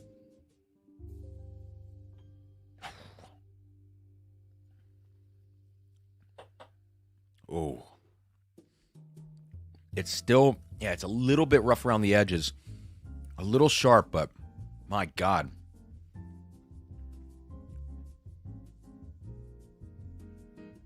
Steamface says, try opening Bluetooth settings and choose forget your old AirPods. I've had a similar thing happen. Maybe that's it. Yeah, it's just, it keeps cutting in and out in my ears.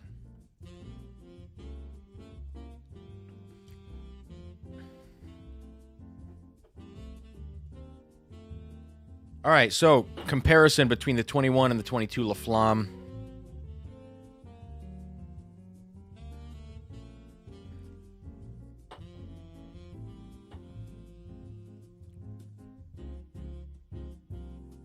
All right.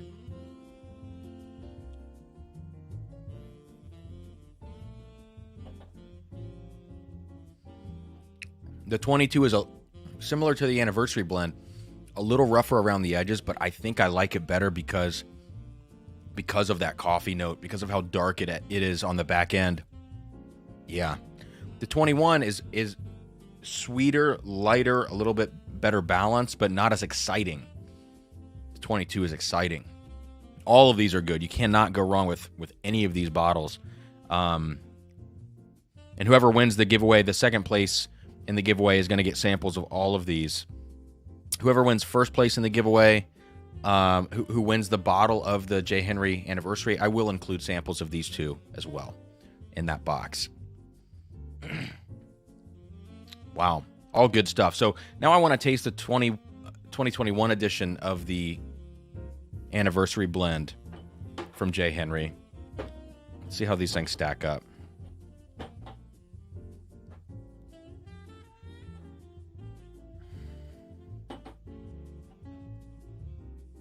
Very different.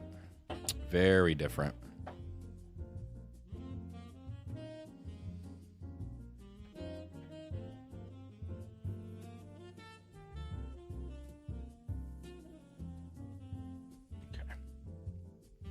David says, remember to hit the like button almost at 100. Yes, please hit that like button. We've had over 100 tonight in chat, which is great. Tonight with a craft whiskey, with some odd bottles, and with me not getting the thumbnail up until 10 minutes before I went live. Did not expect a super big audience, but I appreciate all 90 of you still sticking around right now. That is incredible. So I want to say thank you to each and every one of you. Do a final check here on the Venmo and the PayPal just to make sure. Oh, we got 10 coming in on PayPal from Abraham Rodriguez. I actually think I saw that in the chat earlier, and I think I missed that, so I apologize.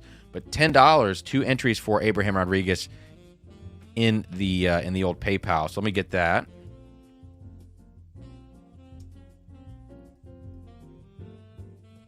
All right, I gotcha. And Amy says, I can't resist a chance at something Nancy worked on.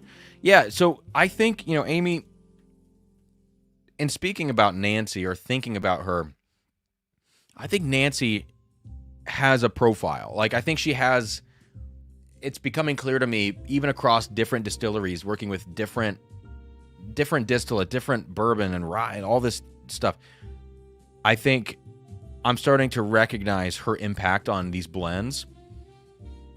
I think first and foremost, Nancy goes for dark profiles. I think she likes spice and intensity. And I think she likes, I think she likes a dark, intense, complex whiskey. Everything that I'm tasting from Nancy seems to go that direction. It's not like I've ever tasted something she's worked on. I haven't tasted all of it, but I've never tasted something and thought like, wow, that is really good for a lighter style. Like, let's say Penelope Rosé cask finish. I've never tasted anything that Nancy's done that kind of reminds me, because like I love Penelope Rosé cask finish, but it is so opposite of everything I've tasted tonight. So I think maybe that shows me her impact on these whiskeys. It could just be that coincidentally she works with distilleries that have dark profiles, and so when she blends these barrels together, she's just making a complex blend of already really dark whiskeys. Maybe that's the way that she works across the board. Or it could be that she goes for this particular thing in her whiskey. I don't know. But it's kind of cool. It's kind of cool to see a style, like a blending style.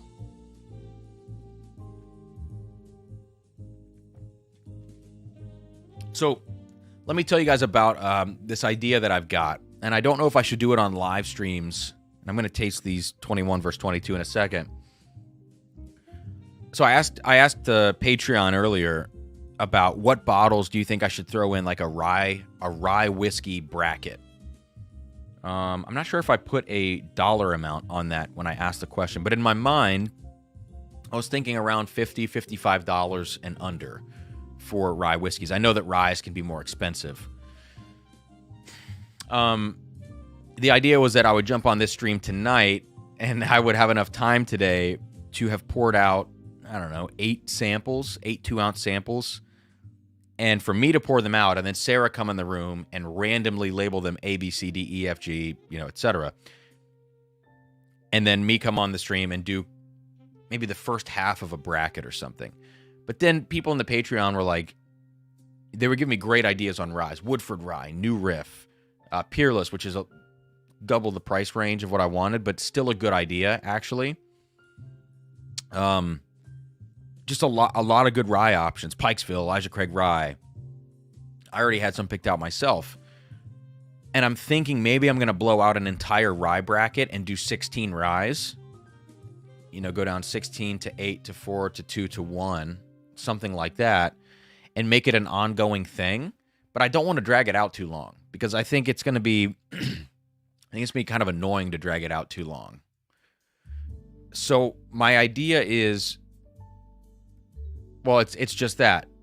Pour out maybe 3 ounces of each sample, because if they continue to reappear, I'm going to need more of them. Maybe I do 4 ounces of each sample. It's not going to be cheap because a lot of these bottles I don't own. But do I do it on the live streams? The most I want to do at any given time is 4. I don't want to do more than 4 at a time. So if you think about doing a 16 bracket, that's 4 in the first round, 2 in the second round, and then it's a lot. Like, it's a lot of sets of 4, and I don't want to drag it out that long. So maybe I do like some random pop-up live streams where I continue to go through the bracket in addition to doing it on live streams, or maybe I should just make it a totally separate thing and just pop on 30 minutes at a time throughout the week, once or twice a week, like a Tuesday night. Sometimes I do those, or maybe on a Saturday night or a Sunday night, and just jump on and continue the bracket. Does that sound exciting to you guys? I know Jack Daniel's Rye's on the list, Sagamore's on the list, Emerald Giant was not, but that's a really good idea, actually. Rare Breed Rye was on the list, and I'm thinking I'm going to stop limiting it so much to price. I'm not going to do anything that's rare, but going to Peerless Rye is fine. I own a Peerless Rye, and I think comparing a $90 rye next to Rittenhouse in a bracket is a good thing for everybody. So I think I'm not going to go Kentucky Owl because you can't find him. I'm not going to go Cornerstone Master's Keep because you can't find him. But I'm not going to steer clear of like Pikesville because it's $40, $50. So what do you guys think? Like pop-up streams to get through 4 at a time as sort of an ongoing series that's in a way standalone. That way some of them are not embedded. That way some of them are not embedded in live streams. Because if it's embedded in a live stream, people might skip over it or miss it in the context of a 2-hour live stream. But if it's a standalone thing, maybe that's better. So I'm not necessarily... I appreciate your bottle recommendations. I'm going to go with most of these I have on the list. Emerald Giant's the only one I've seen that I don't have. Baby Saz is on there. Rittenhouse is on there. So it's less about bottle recommendations right now and more about the format. Like, what would you appreciate seeing the format? I don't want to do a video series edited because it's too much work for me to edit. Like, I don't get enough videos out as it is, so to try to edit this bracket is too much.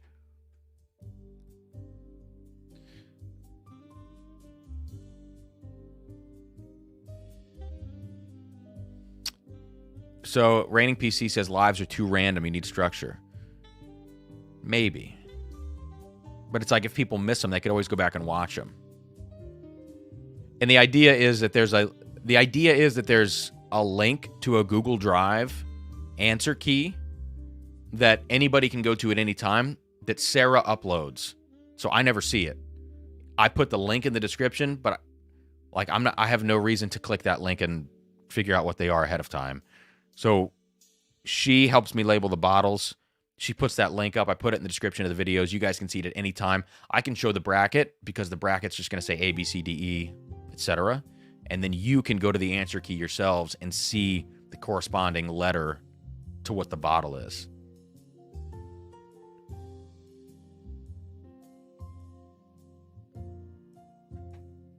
Yeah, Jeb, if I did it as an edited series, it would be mostly unedited. Or like, I can do a once over on a video and stop thinking too much about it. If it's something like this, I know you probably don't believe me, but I can. But yeah, like guys, something I've been doing on my Patreon is I just popping on and just editing videos live. You can watch me edit. And I'll talk about it as I go. But yeah, I can get a little bit OCD at times. That's maybe the most polite way to put that.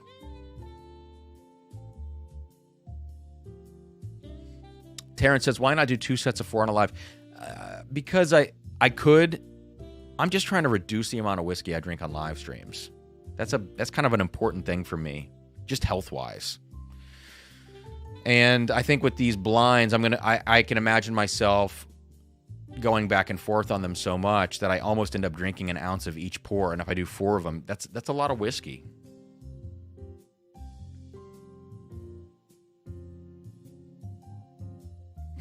Joe says, could be part of your half-ass Thursday video series. Oh.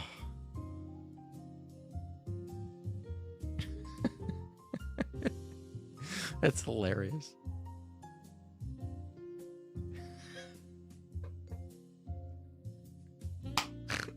Oh, Jeb, you're making me snort, dude. Oh. Oh, God. Look at Trev. Trev, I'm actually fine. Like no joke. This stream, I've been really cognizant of how much I've been drinking the whole time.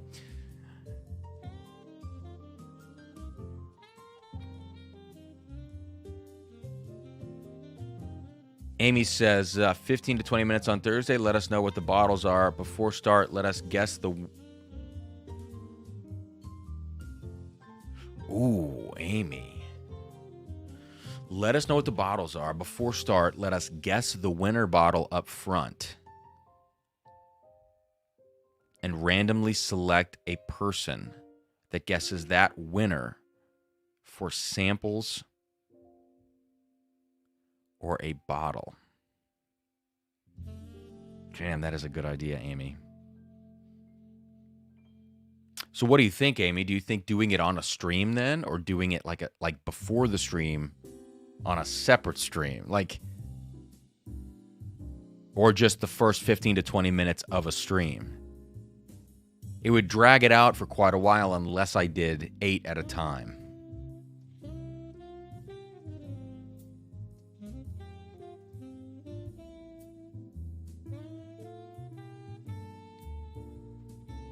Yeah, Terrence, I could commit to maybe only doing half-ounce pours, being real careful about it. So only a total of 4, but I get what you're saying. Okay. Sorry to, like, I don't mean to be too logistical with you guys. It's good to get your feedback, you know? So I like to ask these questions. I also sort of like this 30-minute pop-up idea, maybe on a different night, like a Tuesday, like that Tuesday slot, but I do things on Tuesday nights a lot of the time with a youth orchestra, but my Wednesdays are about to free up. So like doing a pop-up on a Wednesday night, I'm looking at my calendar, I could be semi-consistent with Wednesday night pop-ups, you know? All right. So, Amy, what do you think? Like, are you saying part of the stream? Let me do this 21 to 22 comparison for the J. Henry now. So the J. Henry 2022 actually smells a lot like the La Flamme in some ways to me, whereas the 2021, it just smells completely different. Like, so there's a lot of difference between the two anniversary blends. The 21 is a little more floral. Oh, so good. The 22 is more of that grittiness, that pie crust, that, you know.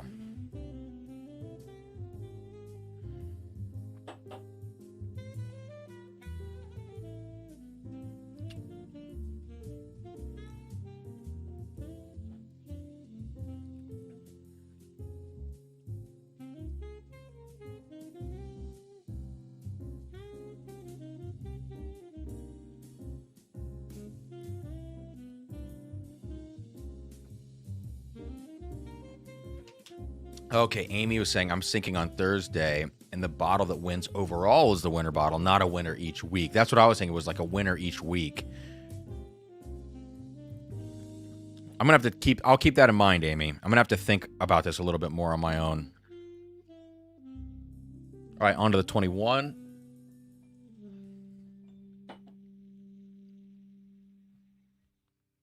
Wow. So I'm not saying this to like, I'm always honest with you guys. I'm not saying this to knock the 22. I think I like the 21 better. And I wish I had a bottle of the J. Henry 2021. So if anybody out there has a spare, let me know. I'd love to buy it off of you. But I really like the 21. Subjectively, I think that's more up my alley. But I think the 22... I like the 22 as well. It's just they are night and day different to me. Wow. William Dabbler, hey man. Awesome. Thank you for the super chat. $20. Let me get you in real quick. Got you in for 4. All right. Great stream this evening. I love the information. Dude, thank you for being here. Thanks for hanging out. That is really cool. I mean, moral of the story with this J. Henry stuff is if you see these bottles, if you have the opportunity to buy either the La Flamme or the anniversary blend at SRP, I say don't hesitate unless you're someone that has a really tight whiskey budget and spending the 100, 120 for the anniversary blend. If that's going to blow your monthly budget, you might rethink it. But if this is something that you might pick up a few bottles a month, you might spend a few $100s a month on whiskey, and you don't mind this kind of a price point, I think it's a great addition, and I think the La Flamme might even be just a better value overall because it is $30 less. It's so good.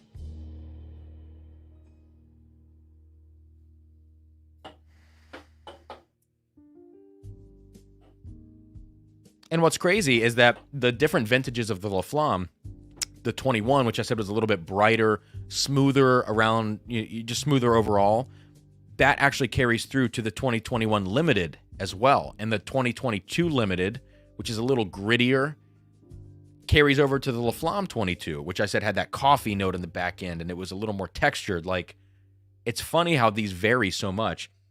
I would love to talk to Nancy about these two blends and how incredibly different they are.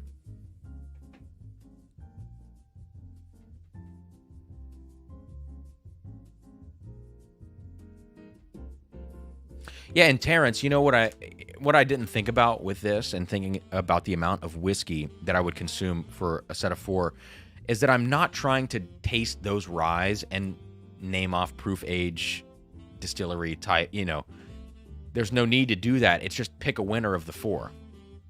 So when I'm doing a true blind and I'm picking stats, I have to drink a lot of those things to try to get into those stats. Whereas picking a favorite in some ways is harder, but you don't need to drink as much whiskey to pick a favorite. To me, when it comes down to a favorite, the nose is such a huge part of picking a favorite, and then the palate either confirms that, or if the palate has a glaring error on it, you know, the finish falls off really fast, or it's just too hot. Those kind of errors will redirect things, but you know, generally speaking, I think the nose identifies a lot for me when I'm picking a favorite. Yeah, and I think, Toshi, you're right, man. On the La Flamme, not a heavy finish, but it adds a lot of flavor. That's exactly right. I think Nancy's good at pulling out of the barrels at the right time. I do not like overfinished whiskey unless it's Chateau de la Baude Batch 1. Then you can overfinish it to your heart's content. Jay says, I think you should become a wine channel. Don't tell me that, Jay. I don't know enough, man. Give me a year. Then I could feel somewhat comfortable stating opinions about wine. But maybe not. I think I missed 2 super chats here in the Venmo. Just checking my spreadsheet. Yeah, I did miss them. So Joe coming in with 2 entries. Oh, got it. Auto-corrected your last name, Joe. There we go. Joe's coming in. No message, but thank you, Joe. And Adam Baskerville coming in with EHT Rye for the win. Adam, thank you, man. Got 2 entries into the giveaway.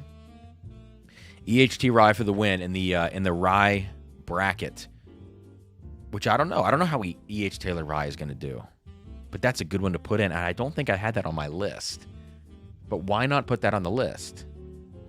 So here we go. I have an ongoing list on my phone right now to try to keep all of this together. Jay, Trev can help you with the wine. He's an expert with Barefoot and Skinny Girl. That's funny. Well, I think I'm done here, y'all. I think it's time to do the giveaway and jump off and actually have a stream of a reasonable length. Let's put it that way. Although I did start late, so it's 10:13. But we're under 2 hours right now.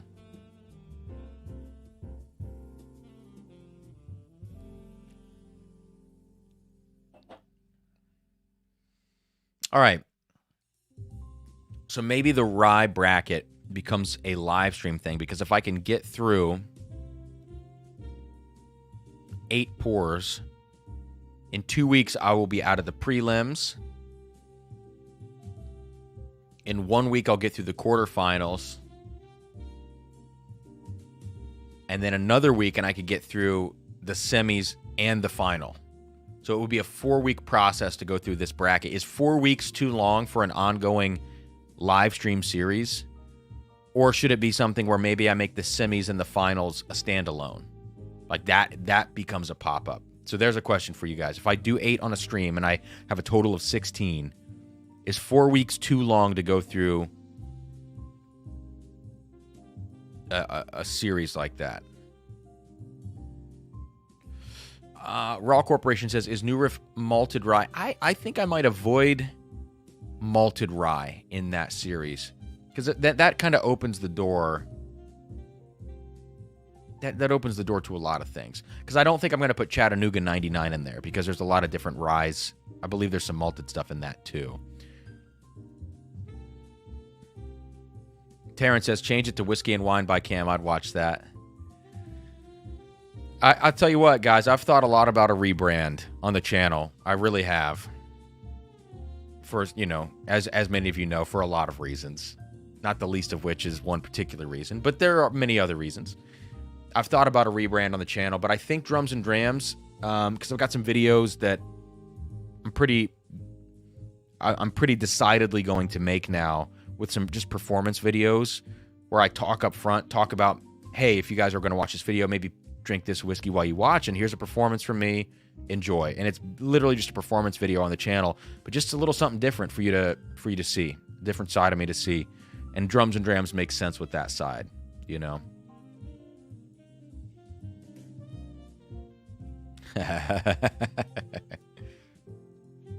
All right, Jeb, I don't know this acronym either, but I'm going to guess it's Fixed It For You. And if I got that right, then I'll take that.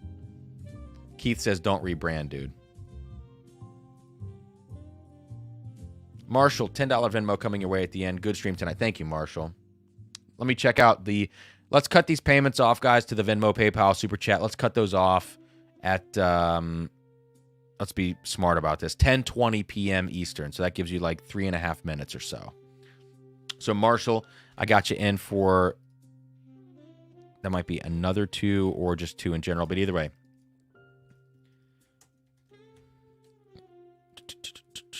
Marshall in for 2.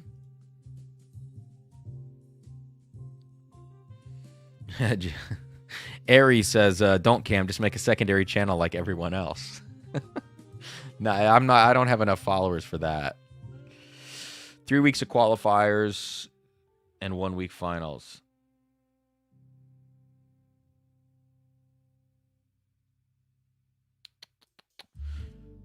Yeah, I think that totals up, though, to 4 weeks, which is what I was saying, right? So it's 16, which is 2 sets of 8, and then 1 set of 8, which is going to be the quarters.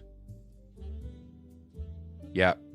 And then the semis is a set of 4. And then the final 2, I would do the same night as the semis and decide a winner out of all of them. So, yeah. And Reigning PC says sending payment, I believe. And okay, PC I imagine stands for your name on there. So thank you. I got you, Reigning PC. I got you in for 4 entries. I'll put your real name under the entries so that I just have it here.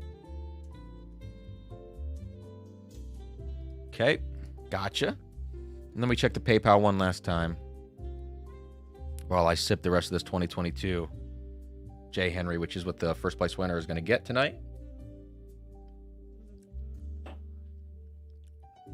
It's so good.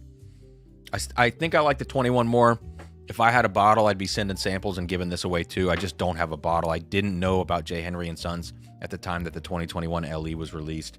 So thanks to Nancy for sending me this sample. My gosh. Yeah. All right. I think we're good. I think we are. Terrence says semis and finals should be separate.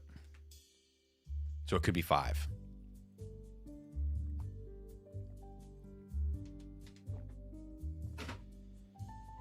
I'd have to think about that, but I have time. I would have time to think about that, you know? All I'd have to do is start it next week. I think Mark Royland, hey man, I just clicked that notification, popped up on my phone by accident. Mark Royland in for 4 as well. Thank you, Mark. Good to see your name popping up again, man. Guys, I do think I need to take a live stream off on the 23rd. I have an opera rehearsal, so that's exciting. We're doing Rigoletto. I think I've actually played that before. So the 23rd would be off, which would kind of stretch this out a little bit extra, but otherwise all my Thursdays are free until May 11th, so plenty of time to get through that entire bracket and have it not be the main attraction necessarily of my live streams, because I want to still be able to taste other bottles and things. Yeah, don't forget to gong that like if you have not. Thank you, Amy. Guys, hit that like button, please. No crypto for me. Raw Corporation going to catch the replay after work. Take it easy. All right, we're going to be out of here soon in just a second anyway, so All right, it is 10:19, so giveaways are about to be cut off. Thank you guys, or entries into the giveaway. Thank you all for your super chats. Let me go back through my Venmo one last time to make sure I did not forget anybody. All right, real quick. Mark, Philip, Marshall, Adam, Joe, Christopher, yep. William Molnar. I said your name earlier, and yes, I did get you in for 4. Keith in for 4. Boom. Michael Schneider and Toshi Bake. Yeah, got it all. And let me check the PayPal last time. And then I will share my screen, and I'll do the giveaway in front of you guys so you can see it. Abraham Rodriguez, I got you in for 2 on PayPal. The rest of you guys I should have got off your super chats. Oh, we got one last one coming in. Ryan Dumatol.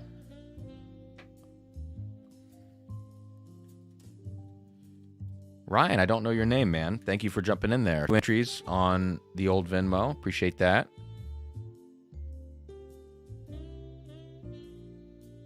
Oh, that's Raw Corporation. Cool. All right, guys, let's do this. So I will pull up random.org. Give me just a sec. And again, to those 76 of you still in here, thank you so much for being here tonight. I appreciate it. We're going to do 7 spins, as we always do. Okay? Always do lucky number 7. Lord Jules, how did you like the Bardstown Origin? The High Rye, I love. I think the High Rye in a couple years is going to be a ridiculous bourbon. I think at cask strength, I'd be curious to try it. I imagine it would be great. The Weeder, I do not like. I think the Weeder is... It's got a gasoline note to it. Ethanol, yeah. Let's say ethanol. That's pretty redundant. It's just the Weeder needs more time in the barrel. It needs another 4 to 6 years, I think, to round itself out. I think it will be good, but it's not good right now. So I say the High Rye is fantastic. I have not tried the Rye yet.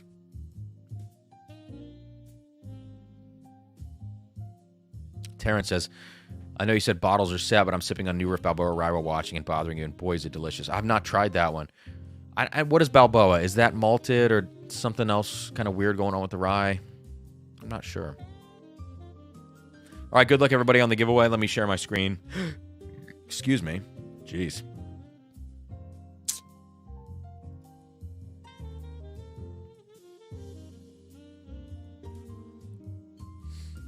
All right, so we have 70 entries tonight. So top 2 are going to take it. You guys can see the spreadsheet right here.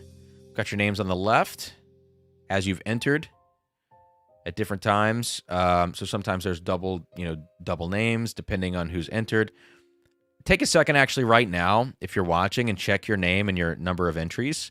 Number of entries are here, and then you can see on this side, thanks to Amy and her spreadsheet wizardry, it auto-generates your name that amount of times corresponding to your name on this side of the screen. So let's give it a minute, 60 seconds or so.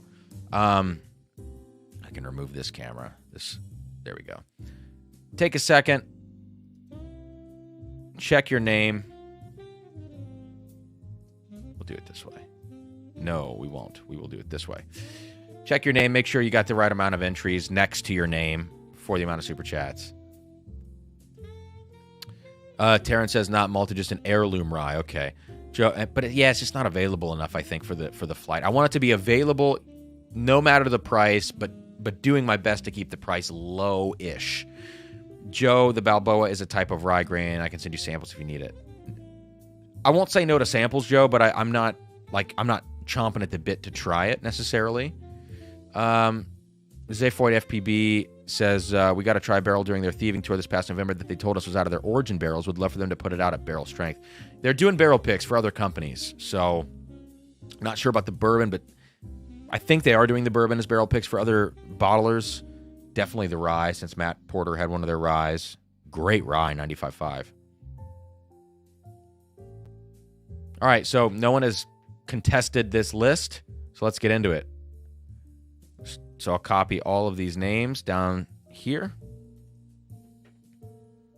Random.org. Plug it in. You guys can see it. We got 7 spins. 1, 2, 3, 4, 5, 6. And last but not least, number 1 wins J. Henry 2022. Number 2 wins a sample pack. Sorry, number 1. Let me write this down before I do the 7th spin. Suspense, I know. Winners for 9 giveaway. 1 bottle and samples of La Flamme. Number 2, J. Henry samples and Dealer's Choice samples, which will be some nice samples. Here we go. 7. Boom. Just good old me. Number 1 winning the 2022 J. Henry with some samples. And Toshi coming in second. So here's the deal. I have both of your information, but if you guys wouldn't mind just emailing me at drumsanddrams@gmail.com, just reminding me. I have sample bottles already rinsed out over here, ready to go. Boxes, all the shipping gear I have, I'm stocked up, so I can get this stuff out to you in the next couple of days. And I will not get backed up like I did last week or over the last 2 months. So that's awesome. Appreciate all of you guys for the super chats, for hanging out tonight. What should be the final pour of this evening? Maybe a sample?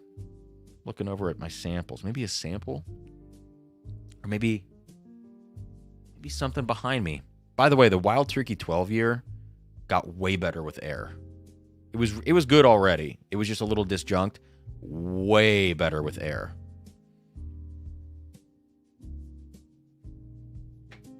Congrats, you guys. Congrats on winning those. Also, I've been waiting on a Bernheim barrel proof from somebody for like a week.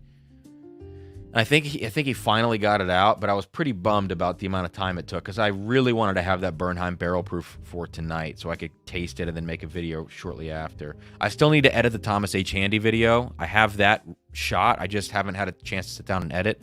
And when I do, I will jump on the Patreon and go live and edit at least the first half of the video for you guys, and hopefully not take 2 hours in the first half like I did for the George T. Stagg.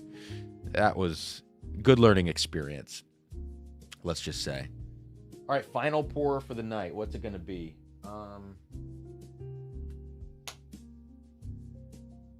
Man. Let's keep it simple. Let's go with the Knob Creek 15 store pick. Let's do that.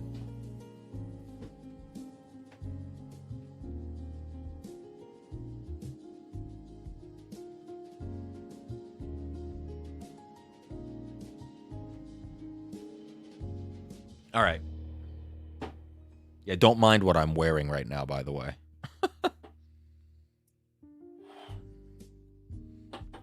Pajama pants, but I'm still wearing on the top half what I wore to the, checking out those houses earlier today. Just good old me says something dusty. Amy says something in a box. Maybe I should do that. Should I go fancier than the Knob 15?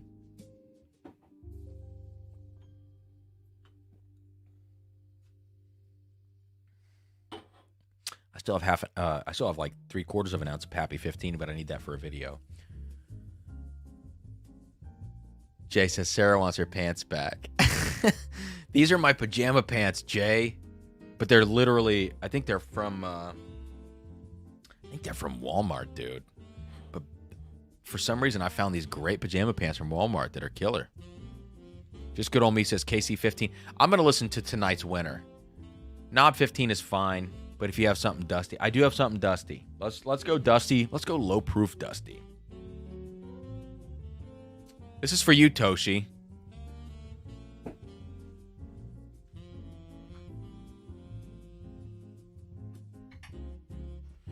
We're gonna go with a good glass for it too. Not with a flared lip, because it's low proof. We're gonna go Elijah Craig 23. So I still have about a little less than an ounce, maybe an ounce, of this Elijah Craig 23 pre-fire from Toshi. And that'll be my final sip. I'll still leave enough here if I want to make a video for it or, you know, taste it some other time. Let me coat the glass real quick, get a little final sip going.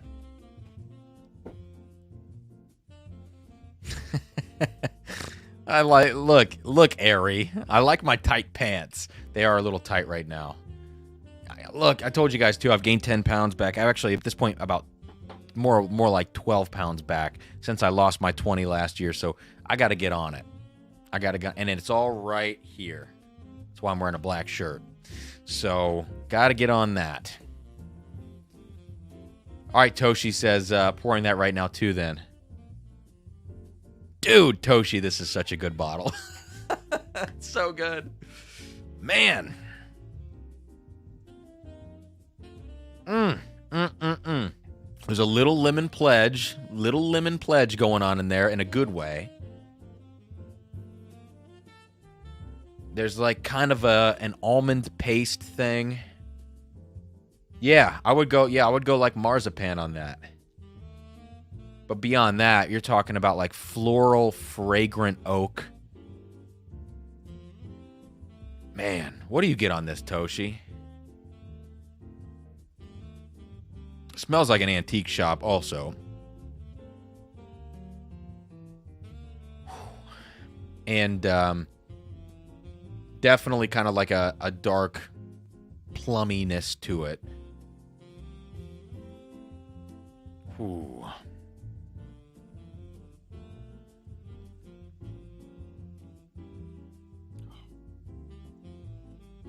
Damn.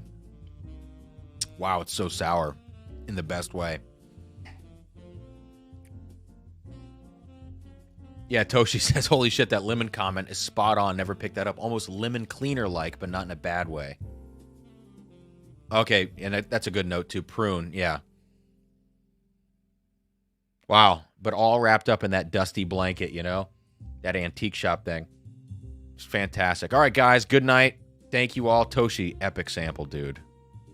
So, can't wait to have this last sip, and I'm so glad I have some more left. Cheers, you guys. Thank you for the support of the channel, the likes, comments, just hanging out with me this evening.